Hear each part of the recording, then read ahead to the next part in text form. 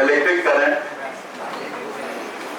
हम लोग स्टार्ट करते हैं करंट इलेक्ट्रिसिटी। इसमें 3 टॉपिक हम लोगों को पढ़ने हैं। करंट इलेक्ट्रिसिटी, तो ये यूनिट भी हम लोग यूनिट का नाम भी यही दे देते हैं करंट इलेक्ट्रिसिटी, लेकिन इसमें 3 टॉपिक लिख दिए गए हैं। पहला करंट इलेक्ट्रिसिटी, दूसरा हीटिंग इफेक्ट को अलग कर दिया है हमने, हीटिंग इफेक्ट के असाइनमेंट को, और फिर तीसरा है इलेक्ट्रिकल सर्किट्स एंड किरचॉफ का, वो हम लोग अलग करेंगे। ठीक है, तो हम लोग सबसे पहले करंट के बारे में यहाँ पर समझ लेते हैं।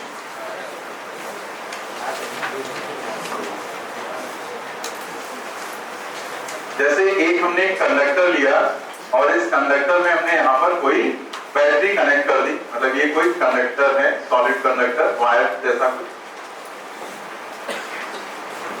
इसमें क्या होंगे, बहुत सारे फ्री इलेक्ट्रॉन होंगे। तो जब आप इसे कनेक्ट करोगे यहाँ पर प्लस और माइनस से, तो ये हो गया N प्लस, ये हो गया माइनस। तो ऐसा करने से यहाँ पर एक करंट का फ्लो होता है। तो एक्चुअल में होता क्या है कि यहाँ पर एक कंडक्टर के अंदर एक इलेक्ट्रिक फील्ड डेवलप हो जाती है, कंडक्टर के अंदर।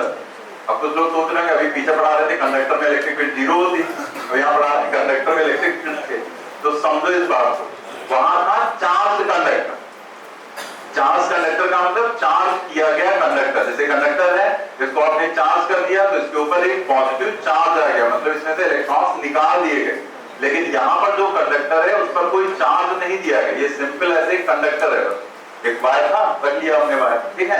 लेकिन यहाँ पर इसको चार्ज किया गया था, तो चार्ज करने का तो इस पर पॉजिटिवली चार्ज यहाँ पर एक दिखाया गया पॉजिटिव चार्ज। और इस तरह की सिचुएशन में जो इलेक्ट्रिक फील्ड कंडक्टर के अंदर होगी वो क्या होगी, 0। यहाँ कोई पोटेंशियल डिफरेंस जनरेट नहीं किया गया, लेकिन अगर पोटेंशियल डिफरेंस जनरेट कर दोगे तो इलेक्ट्रिक फील्ड तो वहां पर होगी। जैसे कैपेसिटर के अंदर अगर हम बैटरी यहाँ पर लगाते हैं और यहाँ पर चार्ज रहता है, ठीक है, तो यहाँ इलेक्ट्रिक फील्ड भी तो डेवलप होती है, तो इलेक्ट्रिक फील्ड वहां पर डेवलप होगी। कहीं भी आपने पोटेंशियल डिफरेंस जनरेट कर दिया तो फिर ये फार्मूला फेल थोड़े होना। ये फार्मूला क्या था, VH minus VL divided by D equal to V by D। तो ये तो फार्मूला अप्लाई होना ही होना। पोटेंशियल डिफरेंस फिर चाहे कंडक्टर के अंदर हो चाहे कंडक्टर के बाहर।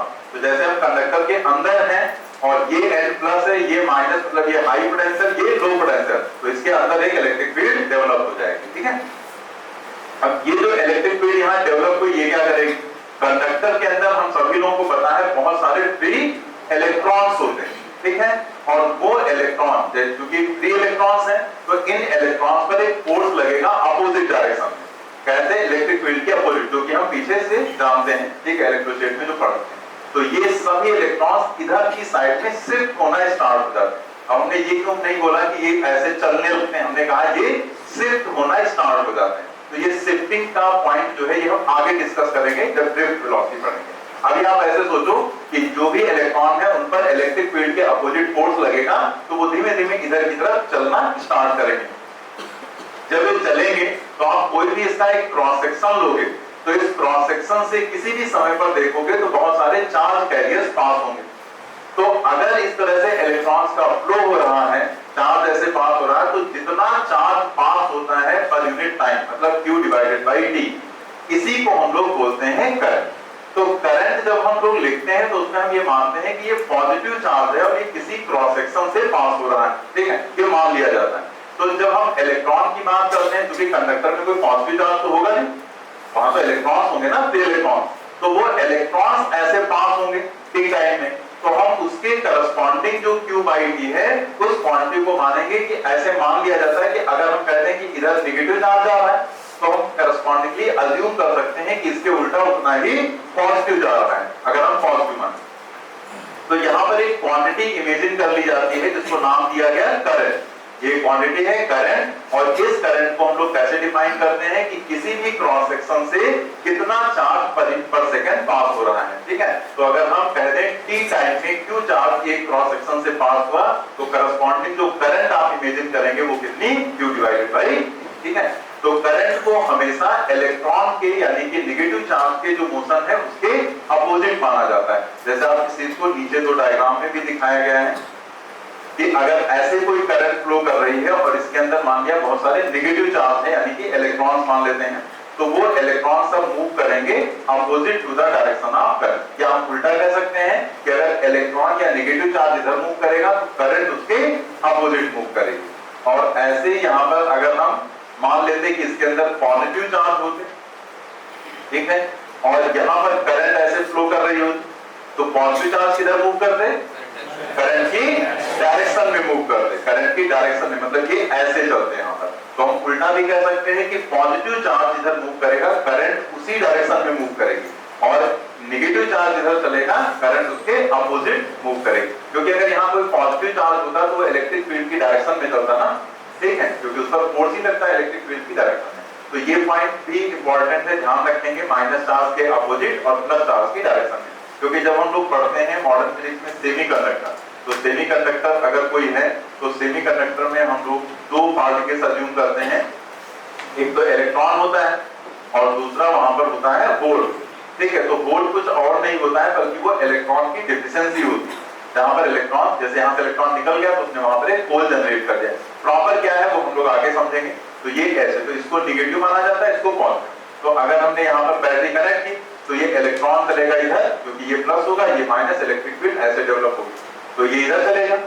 और जो ये होल है वो पॉजिटिव होता है तो वो चलेगा इलेक्ट्रिक फील्ड की डायरेक्शन में। तो ये जो नेगेटिव इलेक्ट्रॉन है इधर जा रहा है, इसकी जो करंट होगी IE वो इसके मोशन के अपोजिट लेंगे, नेगेटिव चार्ज के मोशन के अपोजिट करंट। और जो होल है वो जिधर है उधर ही उसकी करंट लेंगे। और इसीलिए सेमीकंडक्टर में जो करंट हम लिखते हैं I, वो क्या लिखते हैं IE, जो I लिखते हैं करंट वो क्या लिखते हैं IE प्लस IH, ठीक है। तो ये ऐसे हमने बता दिया कि इसका यूटिलाइजेशन क्या है। बाकी ये चीज अभी यहाँ पर डिस्कस नहीं कर रहे हैं, ये सब हम लोग आगे पढ़ेंगे।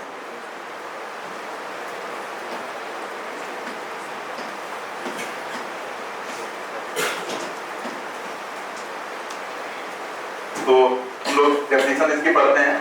The time rate of flow of charge through any cross section is called current.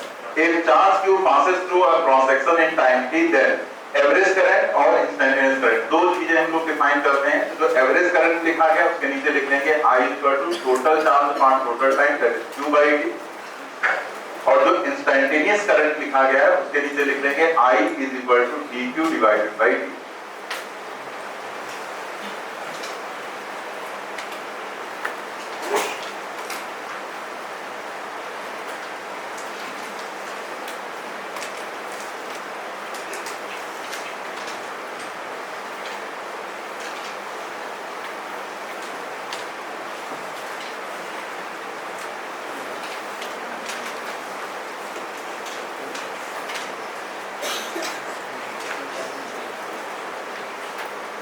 Note में जो पॉइंट है उन्हें समझते हैं। पहला जो पॉइंट है, electric field outside the current carrying conductor will be 0 but inside the conductor it is equal to V/L not equal to 0। तो अभी हमने समझा ही दिया। देखो बाहर तो यहाँ कोई फील्ड होगी नहीं, बाहर तो फील्ड तब होती है जब भी चार्ज होता है। तो इसको चार्ज तो हमने दिया है, ये तो जस्ट एक कंडक्टर था ऐसे सिंपल सा, ठीक है, न्यूट्रल कंडक्टर। तो बस इसके अंदर फ्री इलेक्ट्रॉन थे। तो कुछ लोगों को ये लगने लगता है फ्री इलेक्ट्रॉन मतलब नेगेटिवली चार्ज, लेकिन नेगेटिवली चार्ज थोड़ी, ये तो फ्री इलेक्ट्रॉन्स हैं। तो फ्री इलेक्ट्रॉन मतलब ये इसी के किसी एटम से आए हैं। तो अगर वो एटम से आए हैं तो किसी एटम से अगर कोई इलेक्ट्रॉन निकल जाएगा तो वो उतना पॉजिटिव भी तो पीछे छोड़ कर आएगा। जैसे अगर ये एटम है जिसमें से एक इलेक्ट्रॉन यहाँ से निकल गया तो एक इलेक्ट्रॉन जाएगा तो इसको पॉजिटिव बना देगा, लेकिन ये इलेक्ट्रॉन कहीं बाहर थोड़े गया है, ये है तो इसी के अंदर बस घूम रहा है फ्री। तो ये जो फ्री इलेक्ट्रॉन है वो इसी में, और ये जहां से निकला उसका आयन भी वही है। तो जितना माइनस उतना प्लस, ये क्या रहेगा, न्यूट्रल रहेगा। तो ये जो कंडक्टर है ये न्यूट्रल है, और अगर ये न्यूट्रल है तो न्यूट्रल कंडक्टर के बाहर इलेक्ट्रिक फील्ड थोड़े, इलेक्ट्रिक फील्ड जैसे ये है इस पे अगर ये न्यूट्रल है तो यहाँ क्या इलेक्ट्रिक फील्ड होगी, नहीं होगी, तब इलेक्ट्रिक फील्ड क्या होगी, जीरो। लेकिन अगर इस पर हम चार्ज दे दें तब इलेक्ट्रिक फील्ड यहाँ पर नॉट इक्वल टू 0 हो जाएगी। तो यहाँ कोई चार्ज तो दिया नहीं है, तो जब चार्ज नहीं तो आउटसाइड कोई इलेक्ट्रिक फील्ड नहीं होगी, बस इनसाइड होगी। वो भी इसलिए क्योंकि ये वाला एंड आपने प्लस कर दिया और ये वाला एंड माइनस, तो पोटेंशियल डिफरेंस जनरेट कर दिया, उसके कारण यहाँ पर इलेक्ट्रिक फील्ड हुई, लेकिन बाहर कोई भी तरह की इलेक्ट्रिक फील्ड नहीं।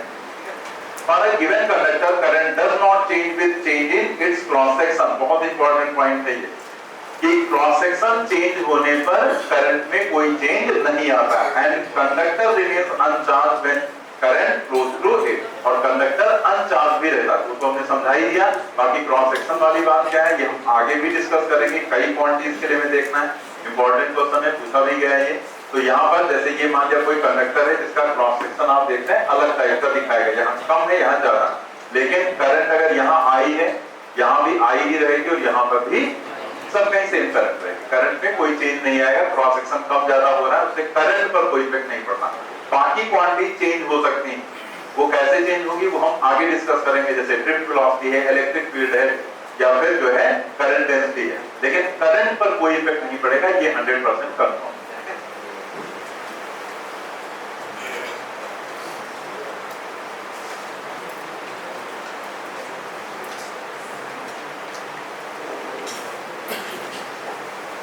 नोट में देखते हैं if n particles each having a charge q pass through a given cross section in time t है। देखो ये जो नोट में 2 पॉइंट लिखे गए ये आपको रटने नहीं, क्योंकि रट के कोई बेनिफिट नहीं होना, क्योंकि अगर आपने जैसे इसके जो फार्मूले लिखे उनको आपने याद कर लिया कोई आपको बेनिफिट नहीं होगा, क्योंकि फार्मूले आप अप्लाई कर पाएंगे या नहीं कर पाएंगे वो इस बात पर डिपेंड करेगा कि जो सेंटेंस पढ़ा जा रहा है वो सेंटेंस आपने समझा है कि नहीं, क्योंकि आपको ये सेंटेंस कैसे भी घुमा फिरा के दिया जा सकता है। तो आपको करना क्या है, उस सेंटेंस को जो यहाँ फार्मूला से रिलेट करना सीखना है।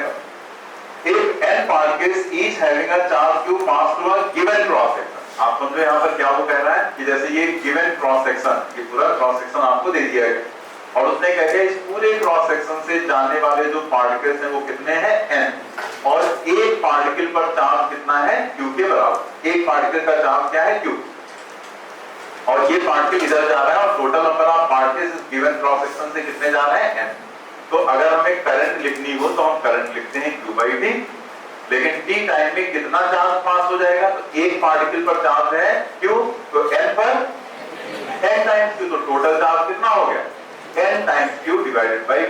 तो इसको रखना तो है, आपको ये सिचुएशन दी गई उसको समझा हमने कि उसने एक पार्टिकल पर चार्ज दिया है q, नंबर ऑफ पार्टिकल्स हैं n, तो टोटल चार्ज हो गया nq और nq डिवाइडेड बाय t, यहां से हम करंट निकाल सकते हैं। इसी का यूज करते हुए एक क्वांटिटी कैलकुलेट की गई तो उसको हमें समझना है, उसका आइडिया हमारे दिमाग में होना चाहिए, क्योंकि इससे हमें कई बातें आगे समझ में आएंगी अच्छे से। जैसे I = NQ divided by T, तो यहाँ से अगर हम n दें तो वो हो जाएगा IT डिवाइडेड बाई, मतलब किसी भी कंडक्टर में जैसे ये मान लिया वायर, कंडक्टिंग वायर है और इस कंडक्टर में 1 एम्पियर की करंट फ्लो कर रही है, 1 एम्पियर की करंट फ्लो कर रही है, तो इस 1 एम्पियर की करंट का मतलब क्या है, इस बात से हमें कई बातें आराम से समझ में आएंगी आगे, क्योंकि करंट का कॉन्सेप्ट तो बहुत जगह यूज होना है ना। तो देखते हैं जरा वेक्टर यहाँ पर I का मतलब 1 एम्पियर, T का मतलब 1 सेकेंड और चार्ज, क्योंकि कंडक्टर में इलेक्ट्रॉन्स होते हैं 1.6 × 10⁻⁹ कूलम। इसे जब आप सॉल्व करेंगे तो आएगा 6.25 × 10⁸,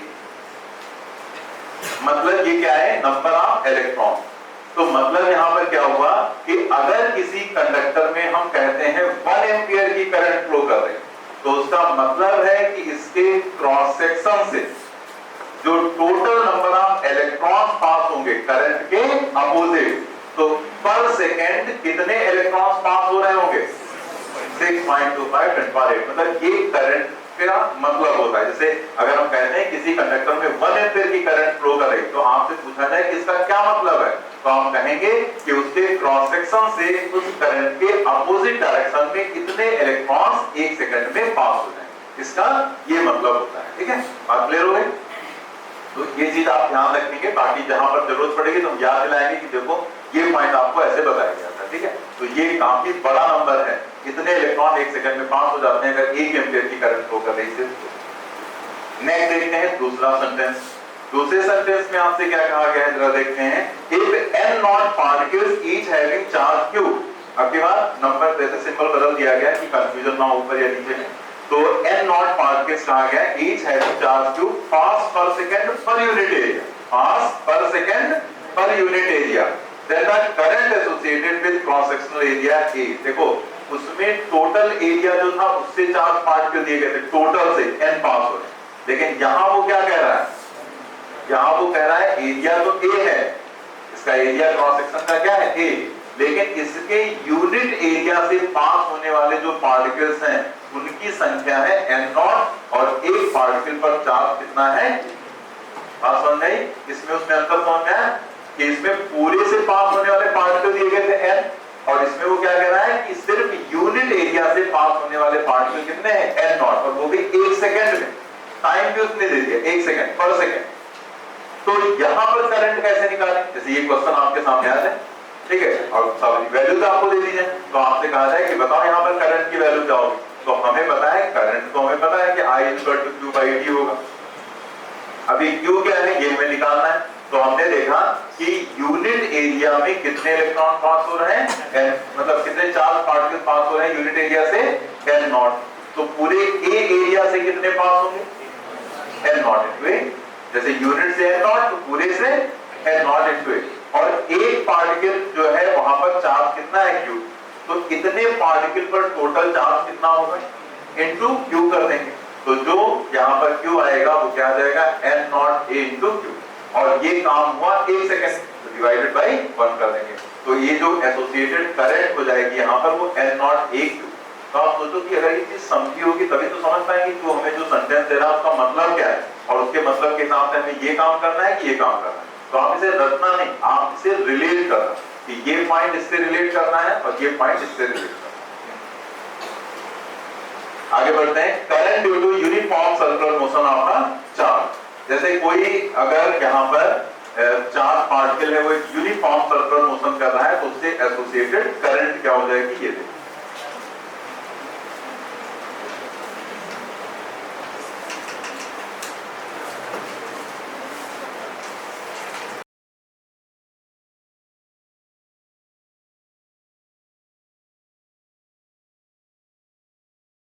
जैसे आप सोचो कि ये एक चार्ज पार्टिकल है, यहाँ पर Q चार्ज है, और ये यहाँ पर सर्कुलर मोशन कर रहा है, रेडियस हो गई R, इसकी स्पीड हमने मान ली, ठीक है। तो ये यहाँ पर सर्कुलर मोशन कर रहा है, यूनिफॉर्म सर्कुलर मोशन। तो अगर हम इसके टाइम पीरियड की बात करें तो जो इसका टाइम पीरियड हो जाएगा, टाइम पीरियड T, वो क्या हो जाएगा, अगर फ्रीक्वेंसी पता है तो 1/f कर देंगे। अगर आपको यहां पर ओमेगा पता है तो T = 2π/ओमेगा कर देंगे। और या फिर अगर आपको स्पीड और रेडियस पता है तो डिस्टेंस 2πr, और स्पीड क्या है, ठीक है। तो time = distance divided by speed. तो ये तो सब हम लोग पहले से ही जानते हैं। अब ये टाइम यहां पर है तो हम क्या कहेंगे कि अगर हम यहां पर एक क्रॉस सेक्शन इमेजिन कर लें तो हम क्या कहेंगे, जैसे अभी एक चार्ज पास हुआ यहां पर Q, तो अब यही चार्ज घूमकर फिर आएगा कितने समय में, कितने टाइम में, इतने टाइम में यही चार्ज इस क्रॉस सेक्शन से फिर से पास होगा, फिर उतने ही समय के बाद फिर पास होगा। तो हम क्या कह सकते हैं कि हर कैपिटल T टाइम में, मतलब हर इस T टाइम में कितना चार्ज क्रॉस सेक्शन से पास हो रहा है, Q चार्ज पास हो रहा है यहां पर, ठीक है। Q चार्ज हर T टाइम में पास हो रहा है। तो हम एसोसिएटेड जो करंट लिखेंगे वो क्या लिखेंगे, Q डिवाइडेड बाई T। अब ये T की वैल्यू यहां से डाल दो, तो अगर हम 1/f रखेंगे तो ये f चला जाएगा ऊपर, तो डायरेक्ट लिखेंगे हम। और ऐसे जब 2π/ओमेगा रखेंगे, ओमेगा चला जाएगा ऊपर, तो ये हो जाएगा Q ओमेगा डिवाइडेड बाई 2π। ऐसे जब यहां पर 2πr/v रखेंगे, v जाएगा ऊपर, तो क्या हो जाएगा, QV डिवाइडेड बाई। ये बहुत इंपॉर्टेंट पॉइंट है, इसको ध्यान रखेंगे, इसका यूज कई जगह पर आएगा, ठीक है। तो ये करंट यहां पर निकल कर आएगी, नोट करेंगे इसे।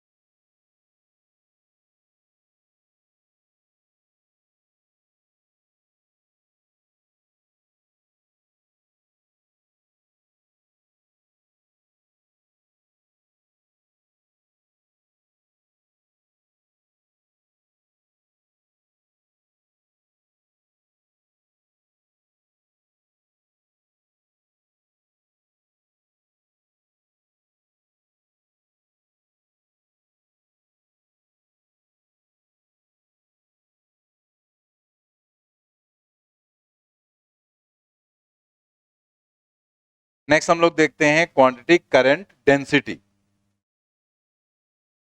हिंदी में बोलते हैं धारा घनत्व।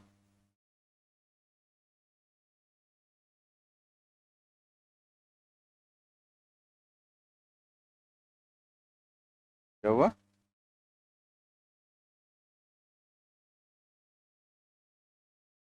करंट डेंसिटी, करंट डेंसिटी को हम लोग J से डिनोट करते हैं और ये एक वेक्टर क्वांटिटी है यहाँ पर। तो करंट डेंसिटी की डेफिनेशन जैसे नॉर्मली आप इतनी याद रखते हैं कि current density is equal to current per unit area, लेकिन अब इस डेफिनेशन को थोड़ा सा सुधार लो कि हमें सिर्फ इतना याद नहीं रखना, क्योंकि उसके फार्मूले को आप याद रखते हैं, उसी के बेसिस पर आप बता देते हैं। जैसे फार्मूला होता है J is equal to I upon A, तो आप तुरंत बताते हैं करंट पर यूनिट एरिया को हम लोग बोल देते हैं करंट डेंसिटी, लेकिन ऐसे नहीं। Current per unit cross sectional area, सबसे पहली बात कि वो एरिया सिर्फ नहीं है, वो क्रॉस सेक्शनल एरिया रखना है आपको, और साथ ही साथ वो क्रॉस सेक्शनल एरिया करंट की डायरेक्शन के परपेंडिकुलर होना चाहिए। ये दोनों बातें आपको ध्यान रखनी है, मतलब सिर्फ ये नहीं कि करंट पर यूनिट एरिया आपने बोल दिया। तो देखेंगे यहां पर डेफिनेशन क्या है। It is defined as the current per unit cross sectional area, ठीक है, अभी हमने बताया ना क्रॉस सेक्शनल एरिया लेते हैं, और साथ में लिख दिया गया where area must be perpendicular to the direction of current. तो जैसे आप देखो इसमें दो डायग्राम दिखाए गए, तो जो पहला डायग्राम है वो ऐसे दिखा दिया गया यहां पर कि एक ये वायर है, ये इसका क्रॉस सेक्शन हो गया, ये क्रॉस सेक्शन हो गया और करंट ऐसे फ्लो कर रही। तो आप देखो करंट और ये जो क्रॉस सेक्शनल एरिया है वो करंट के परपेंडिकुलर ही तो है, एकदम ऐसे है, और करंट इस तरह से जा रही। तो यहां पर करंट डेंसिटी अगर हम J ले लें तो हम क्या कहेंगे, J is equal to current per unit cross sectional area perpendicular to the direction of current. तो वो तो आपको सीधे सीधे दिया ही गया ना, क्रॉस सेक्शन भी है और साथ में ये करंट के परपेंडिकुलर, तो यहां तो सीधे हो जाएगा J is equal to I upon A। Note करेंगे पहले डायग्राम के नीचे।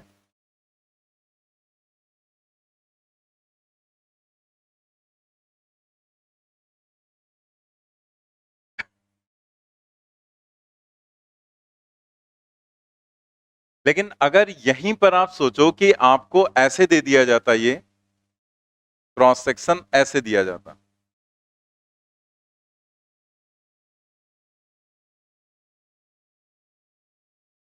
इस तरह से, और इसका एरिया होता है, और यहां पर क्वांटिटी आपको निकालनी होती करंट डेंसिटी J, ठीक है। तो करंट तो ऐसे ही फ्लो करेगी इस तरह से। तो इस कंडीशन में अगर आपने लिख दिया J equal to I upon A तो गलत हो जाएगा, क्योंकि यहां पर जो ये A एरिया दिया गया वो करंट के परपेंडिकुलर तो नहीं दिख रहा है। परपेंडिकुलर ऐसे होता ना, ये तो ऐसे दिख रहा है ना किसी एंगल पर। तो आप यहां देखो कि ये जो एंगल आपको दिया गया है वो एंगल आपको यहां पर दिया गया है, मान लेते हैं थीटा, ये एंगल यहां पर हो गया, ठीक है। तो ये इस वर्टिकल से थीटा एंगल पर ऐसे क्रॉस सेक्शन दिया गया, तो हम उल्टा कह दें कि इस एरिया का अगर हम कंपोनेंट देखें, क्योंकि हमें यहां पर क्या रखना है, हमें वो क्रॉस सेक्शनल एरिया रखना है जो करंट के परपेंडिकुलर हो। तो अगर आप इस डॉटेड लाइन को देखो तो इसका ये वाला जो एरिया आएगा यहां पर, ये एरिया इस करंट के क्या होगा, परपेंडिकुलर। तो क्रॉस सेक्शन भी है और परपेंडिकुलर भी है, मतलब हमें इसकी वैल्यू रखनी पड़ेगी यहां पर। तो ये ए है theta side component, cos component ए कॉस थीटा हो गया। तो जो यहां पर J है वो हो जाएगा I divided by A cos theta हो जाएगा, ठीक है। ये यहां पर फॉर्मूला बनेगा और इसे हम लोग ऐसे लिख सकते हैं I is equal to J A cos theta, या फिर जैसे हम लोग पढ़ते हैं ए बी कॉस थीटा तो उसे लिखते हैं हम A dot B, dot product के फॉर्म में। तो इसे हम लोग लिख सकते हैं I is equal to J dot A। J भी वेक्टर क्वांटिटी ली जाती है और A जो एरिया है क्रॉस सेक्शनल वो भी वेक्टर है, तो यहां पर हो जाएगा J डॉट A, और करंट ऐसी स्केलर क्वांटिटी है, ठीक है। हम लोगों ने जो है करंट डेंसिटी तक पढ़ लिया था, और उसके बाद जो तीन टर्म यहां पर है, ड्रिफ्ट वेलोसिटी, रिलैक्सेशन टाइम, और एक है यहां पर मीन फ्री पाथ, तो इसे हमें यहां पर समझना है, देखना है। तो उससे समझने से पहले हम लोग थोड़ा सा यहां पर एक पॉइंट समझ लेते हैं। जैसे अगर हम किसी भी मेटल की बात करते हैं तो मेटल के अंदर जो मेटल का एक स्ट्रक्चर होता है उसको एक लैटिस फॉर्म में अज्यूम किया जाता है। लैटिस का मतलब होता है जाली, ठीक है। तो इस तरह से यहां पर लैटिस फॉर्म में उसे हम लोग देखते हैं ऐसे, ठीक है। और ये जो यहां पर पॉइंट्स हैं इन्हें हम लोग आयंस बोल देंगे, और जो फ्री इलेक्ट्रॉन्स होते हैं वो यहीं पर पूरे लैटिस में से मूव करते रहते हैं। क्योंकि उनको फ्री इलेक्ट्रॉन्स कहा गया, मतलब वो कहीं से बंधे हुए नहीं है। तो ये चीज हम लोग आगे भी पढ़ेंगे कि जो कंडक्शन बैंड, वैलेंस बैंड का जो कॉन्सेप्ट है तो ये हम लोग सेमीकंडक्टर में पढ़ते हैं। तो जैसे अगर हम बात करें आउटर मोस्ट सेल के इलेक्ट्रॉन्स की, तो उसको हम लोग बोलते हैं कि वो वैलेंस बैंड में रहते हैं, और जो इलेक्ट्रॉन थोड़ा सा ज्यादा एनर्जी कहीं से गेन कर लेते हैं वो वैलेंस बैंड से पहुंच जाते हैं कंडक्शन बैंड में, और ये फ्री इलेक्ट्रॉन्स कहलाते हैं। तो ये पूरे मेटल में घूमते रहते हैं, लेकिन ये जो बैंड का कॉन्सेप्ट है ये हम लोग आगे पढ़ेंगे सेमीकंडक्टर में। तो आउटर मोस्ट सेल के इलेक्ट्रॉन्स जो है वो बाहर निकल जाते हैं। तो ये कोई बैंड जो होती है क्या है, ये एक एनर्जी लेवल होता है, मतलब एक तरह से जो इलेक्ट्रॉन्स की एनर्जी ज्यादा हो गई तो यहां से निकलकर एक दूसरी एनर्जी रेंज में पहुंच गए, तो वो क्या है कंडक्शन बैंड, वो पूरे में फ्री रहते हैं, और यही इलेक्ट्रॉन करंट फ्लो के लिए रिस्पॉन्सिबल होते हैं। तो जो इलेक्ट्रॉन यहां पर फ्री हैं उनका रैंडम मोशन होता रहता है, मतलब वो रैंडमली इधर उधर मूव करते रहते हैं। कोई इलेक्ट्रॉन है वो इधर भी जा सकता है, ठीक है, फिर उसके बाद इधर भी जा सकता है, फिर कहीं भी जा सकता है ऐसे, ठीक है, वापस इधर भी जा सकता है, टर्न कैसे भी कर सकता है। तो रैंडम मोशन उनका होता रहता है, और जो ये आयंस होते हैं इनसे उनका कोलिजन भी होता रहता है।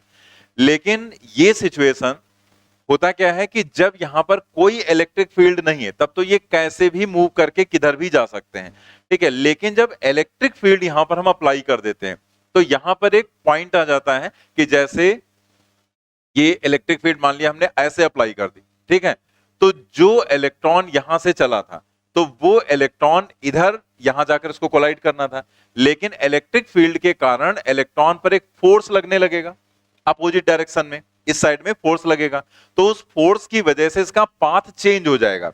पहले इसका पाथ कैसा है, स्ट्रेट लाइन टाइप से, लेकिन जब हम यहां पर एक एक्सलेशन दे देंगे तो इसका पाथ हो जाएगा कर्व, ठीक है, मतलब वो प्रोजेक्टाइल पैराबोलिक पाथ भी हो सकता है, एग्जैक्ट पैराबोला भी हो सकता है, तो नॉर्मली उसको कर्व पाथ बोल दिया जाता है। जैसे हम लोगों ने पढ़ा था इलेक्ट्रोस्टेट में कि अगर ये प्लस है और ये माइनस है और यहां पर किसी भी चार्ज पार्टिकल को हमने यहां पर एंटर करा है, ठीक है, तो ये चार्ज पार्टिकल अगर यहां पर एंटर करता है तो तुरंत इसके ऊपर फोर्स लगता है। तो अगर ये माइनस क्यू है तो इस पर फोर्स लगेगा प्लस की तरफ, और उसकी वजह से इसका पाथ कैसा हो गया था, पैराबोलिक, इनसाइड इसका जो पाथ था वो पैराबोलिक था। तो ऐसे ही यहां पर जैसे आपने इलेक्ट्रिक फील्ड लगाई, वेलोसिटी उसके पास पहले से थी, तो इसका एक कर्व पाथ यहां पर बन जाता है, ठीक है।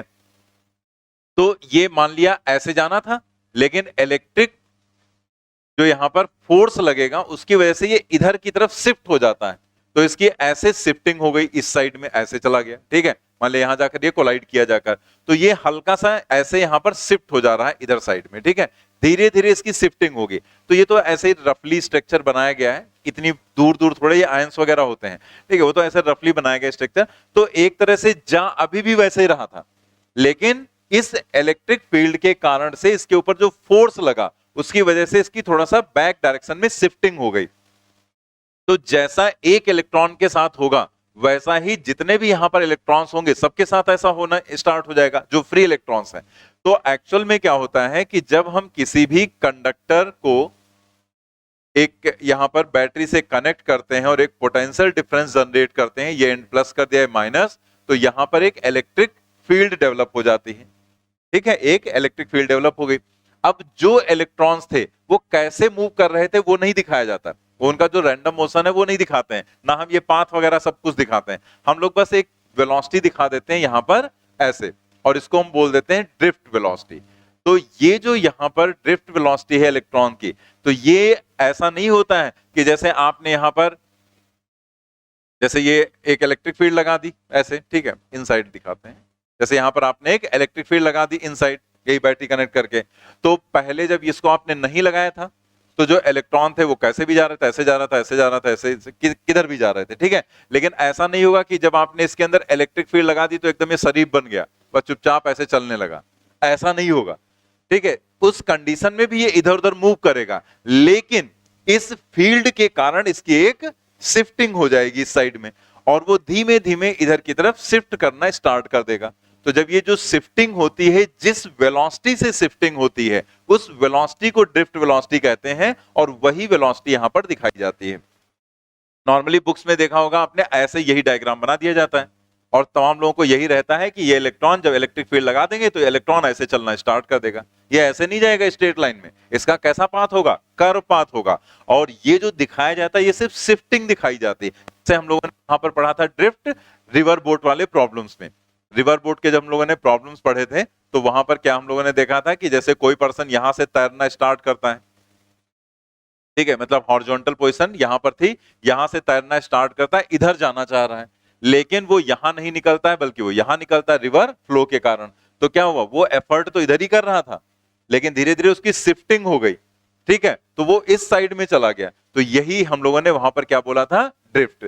तो वैसे यहां पर है कि ये इधर उधर मूव करेंगे अभी भी, लेकिन इस इलेक्ट्रिक फील्ड के कारण जो इसके ऊपर फोर्स लगेगा, उस फोर्स की वजह से ये धीरे धीरे बैक डायरेक्शन में शिफ्ट होते चले जाएंगे। और जिस वेलोसिटी से इनकी शिफ्टिंग होती है पॉजिटिव टर्मिनल की तरफ, उस वेलोसिटी को ही हम लोग क्या बोलते हैं, ड्रिफ्ट वेलोसिटी।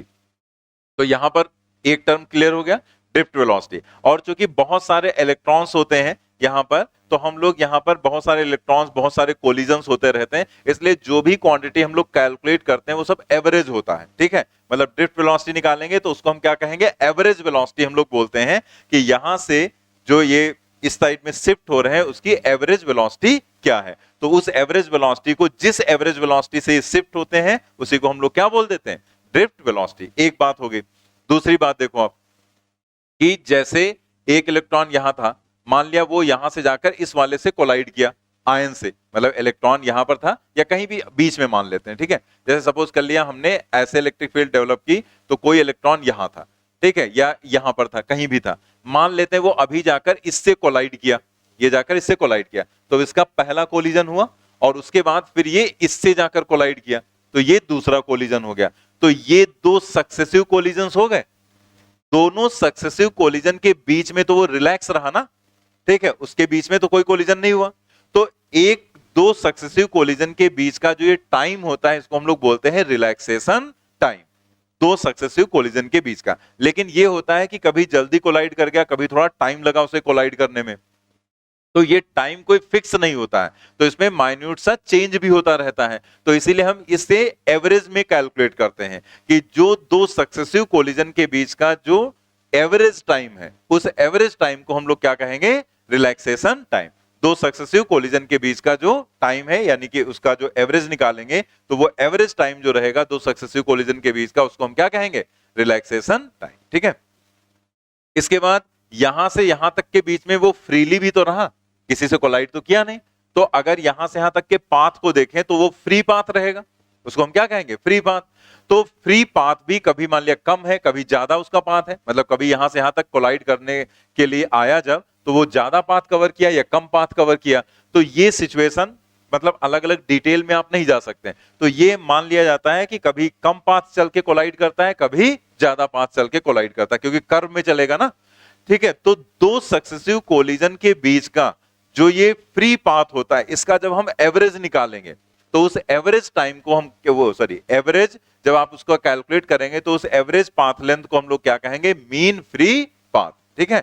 तो अब शॉर्ट में अगर आप समझो तो तीनों के साथ एवरेज टर्म लगाएंगे, मतलब जब यहां पर आप कोई इलेक्ट्रिक फील्ड लगाते हैं, तो जिस वेलोसिटी से इलेक्ट्रॉन की शिफ्टिंग होती है, उसे हम क्या बोलेंगे, ड्रिफ्ट वेलोसिटी बोलेंगे। मतलब एवरेज वेलोसिटी जो रहेगी उसको हम क्या बोलेंगे, ड्रिफ्ट वेलोसिटी। तो सक्सेसिव कोलिजन के बीच का जो एवरेज टाइम होगा उसको क्या बोलेंगे, रिलैक्सेशन टाइम। और दो सक्सेसिव कोलिजन के बीच का जो एवरेज पाथ होगा उसको हम क्या कहेंगे, मीन फ्री पाथ। तीनों बातें क्लियर हो गई। बस यही तीनों बातें हमें समझनी थी, इनके बस हम लोग फार्मूले यहां पर देख लेंगे। पहला है ड्रिफ्ट वेलोसिटी, वेक्टर क्वांटिटी देखते हैं यहां पर definition. It is the average velocity acquired by free electrons inside a metal by the application of an electric field which is responsible for current through it, ठीक है, जो कि responsible है current के लिए। तो यहां पर हमें इसका डेरिवेशन करना है, तो I इज इक्वल टू क्या रहेगा, Q डिवाइडेड बाई T, ठीक है। अब जरा चार्ज देखो, तो जैसे हम यहां पर ये मान रहे हैं, जैसे इसका क्रॉस सेक्शनल एरिया हमने दिखा दिया यहां पर A, पहले तो ऐसे रफली बना दिया, ये एक कंडक्टर है जिसका क्रॉस सेक्शनल एरिया क्या हो गया, A।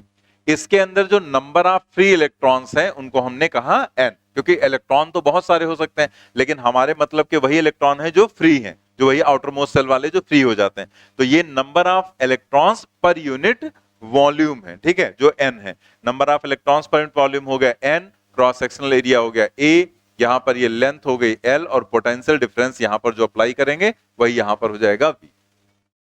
तो हम यहां पर ये देखना चाह रहे हैं पहले कि कोई भी ये जो इलेक्ट्रॉन है कहीं से भी लेंगे तो वो ड्रिफ्ट वेलोसिटी से ऐसे से चलेगा धीमे धीमे, ठीक है। तो अगर हम ये मान लें कि इसके अंदर जो इलेक्ट्रॉन्स हैं, मतलब ये हम निकाल लें कि इसके अंदर जो इलेक्ट्रॉन्स हैं वो कितने हैं, तो टोटल नंबर ऑफ इलेक्ट्रॉन्स हम यहां पर पहले कैलकुलेट कर लें और फिर एक इलेक्ट्रॉन पर चार्ज होता है E, तो टोटल जितना है यहां पर इलेक्ट्रॉन्स उसको E से मल्टीप्लाई कर देंगे तो टोटल चार्ज आपको मिल जाएगा। तो हम लोग यहां पर पहले देखते हैं वॉल्यूम और फिर इधर हम लिखेंगे इलेक्ट्रॉन्स। हमने क्या बताया था, जब ऐसे हमें करना होता है तो जिसे निकालना होता है उसे इधर लिखते हैं, ठीक है। यहां पर लिखेंगे हम इलेक्ट्रॉन्स। तो यूनिट वॉल्यूम में कितने इलेक्ट्रॉन्स हैं, n number of electrons per unit volume. तो Al इसका अगर वॉल्यूम देखें तो वॉल्यूम क्या हो जाएगा, एरिया और इंटू लेंथ। तो A इंटू L क्या हो गया, वॉल्यूम। Al वॉल्यूम में कितने इलेक्ट्रॉन्स हो जाएंगे, n times A into L। और ये जब नंबर ऑफ इलेक्ट्रॉन्स पता चल गए तो एक इलेक्ट्रॉन पर चार्ज कितना, E के बराबर, तो इतने इलेक्ट्रॉन्स पर इंटू E कर देंगे बस, ठीक है। तो Q is equal to NaL into E और डिवाइडेड बाई टाइम। अब टाइम की बात करूं, जैसे हम मान लेते हैं जो यहां का इलेक्ट्रॉन था, क्योंकि हमें L पता है ना, तो हम यहां के इलेक्ट्रॉन्स की बात करेंगे कि यहां के इलेक्ट्रॉन धीरे धीरे चलते चलते चलते चलते कहां पहुंच गए, इस एंड पर पहुंच गए। तो कितना डिस्प्लेसमेंट उन्होंने कवर किया, L के बराबर। तो अगर यहां के इलेक्ट्रॉन यहां पहुंच गए हैं तो बीच के सारे इलेक्ट्रॉन फ्लो कर गए होंगे ना, ठीक है। ऐसा थोड़ा कि खाली यही पहुंचेंगे बीच के वही रहेंगे, धीरे धीरे सारे इलेक्ट्रॉन शिफ्ट होते चले गए। तो जो इलेक्ट्रॉन यहां के थे जब यहां पर पहुंच गए तो सभी इलेक्ट्रॉन शिफ्ट हो जाते हैं। और ऐसा नहीं, ये भी नहीं होगा कि इलेक्ट्रॉन यहां बाहर निकल आए तो इसमें कम हो जाएंगे, ऐसा नहीं होता। ये इलेक्ट्रॉन्स का फ्लो होगा। तो इलेक्ट्रॉन यहां से बाहर निकलेंगे तो जितने इलेक्ट्रॉन निकलेंगे उतने इधर से एंटर भी कर जाएंगे। तो ये फ्लो चलता रहता है इलेक्ट्रॉन का और उसी के करस्पॉन्डिंग हम करंट मानते हैं कि करंट का यहां पर फ्लो चल रहा है। बात क्लियर होगी ना, ठीक है। तो ये जो इलेक्ट्रॉन है यहां से यहां तक पहुंचेगा तो उसको टाइम अगर t लग रहा है तो ये t टाइम क्या हो जाएगा, displacement and divided by velocity. Displacement हो गया L और वेलोसिटी हो गई Vd, that is drift velocity. तो अब इसे हम सॉल्व करेंगे तो ये L तो कैंसिल हो जाएगा, तो I इज इक्वल टू हो जाएगा NEA और ये पहुंच जाएगा ऊपर Vd। यही रिलेशन आ गई करंट और ड्रिफ्ट वेलोसिटी में। और इसी से हम करंट डेंसिटी भी लिख सकते हैं।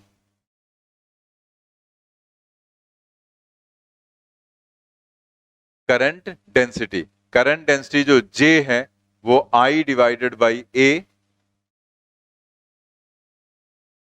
I अपान A, और I अपान A यहां से क्या हो जाएगा, NeVd।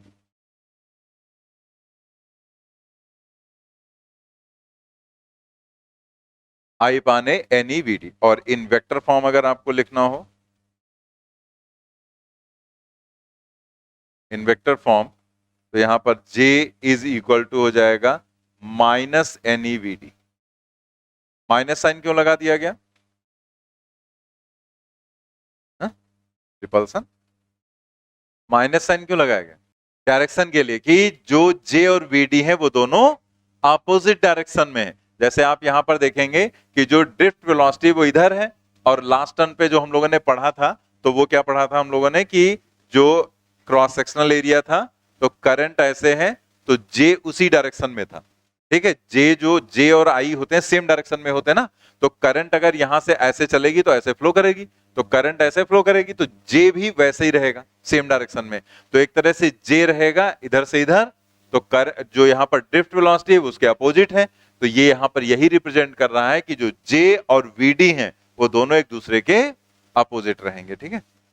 चलिए नेक्स्ट हम लोग देखते हैं यहां पर relaxation time and mean free path. ये जो यहां पर इलेक्ट्रॉन्स का ये मॉडल रहता है ये बिल्कुल वैसे मॉडल रहता है जैसे गैसेस का मॉडल होता है। जैसे काइनेटिक थ्योरी ऑफ गैसेस हम लोग जो पढ़ते हैं तो जैसे वहां पर चीजें होती हैं वैसे ही इलेक्ट्रॉन्स के लिए भी चीजें होती हैं। बट इलेक्ट्रॉन्स का जो फ्री इलेक्ट्रॉन ये मॉडल है ये बहुत ज्यादा हम लोग के डिटेल में मतलब सिलेबस में नहीं है डिटेल में, तो हम लोग जस्ट इसके फॉर्मूले को यहाँ पर बस लिख लेंगे और वही हमें याद रखना है। तो जैसे रिलैक्सेशन टाइम हो गया टाउ और मीन फ्री पाथ है लैम्डा। तो जो टाउ है उसे हम लोग कैसे याद रखेंगे, इसे टाउ क्या है, टाइम है। तो टाइम इज इक्वल टू हम लोग याद रखेंगे डिस्प्लेसमेंट अपॉन वेलोसिटी जैसे लिखते हैं। तो यहां पर टाउ जो है वो रिलैक्सेशन टाइम है। तो रिलैक्सेशन टाइम मतलब दो सक्सेसिव कोलिजन के बीच का टाइम। तो दो सक्सेसिव कोलिजन के बीच उसकी डिस्टेंस क्या होगी, लैम्डा ही तो होगा, लैम्डा चलेगा। तो यहां लिखेंगे लैम्डा, और जो स्पीड यहां पर रहेगी वो VRMS, क्योंकि ये स्पीड जो है तो शिफ्टिंग है, मतलब जिस स्पीड से वो इधर की तरफ शिफ्ट कर रहा है, ये वो यहां पर वेलोसिटी है एक तरह से। लेकिन जो ये है इनका हमने मोशन बताया था कि मोशन ऐसे नहीं हो रहा है, मोशन तो रैंडम होता है ना। तो वो जो रैंडम मोशन है उसका हम इफेक्टिव वेलोसिटी कैलकुलेट करते हैं। तो उसी इफेक्टिव वेलोसिटी को क्या बोलते हैं, RMS velocity. RMS term effective चीजों के लिए यूज किया था, जैसे जहां पर बहुत सारे वेरिएशंस हो रहे हैं तो वहां पर आपको रिजल्ट क्या मिल रहा है, इफेक्ट उसका क्या मिल रहा है।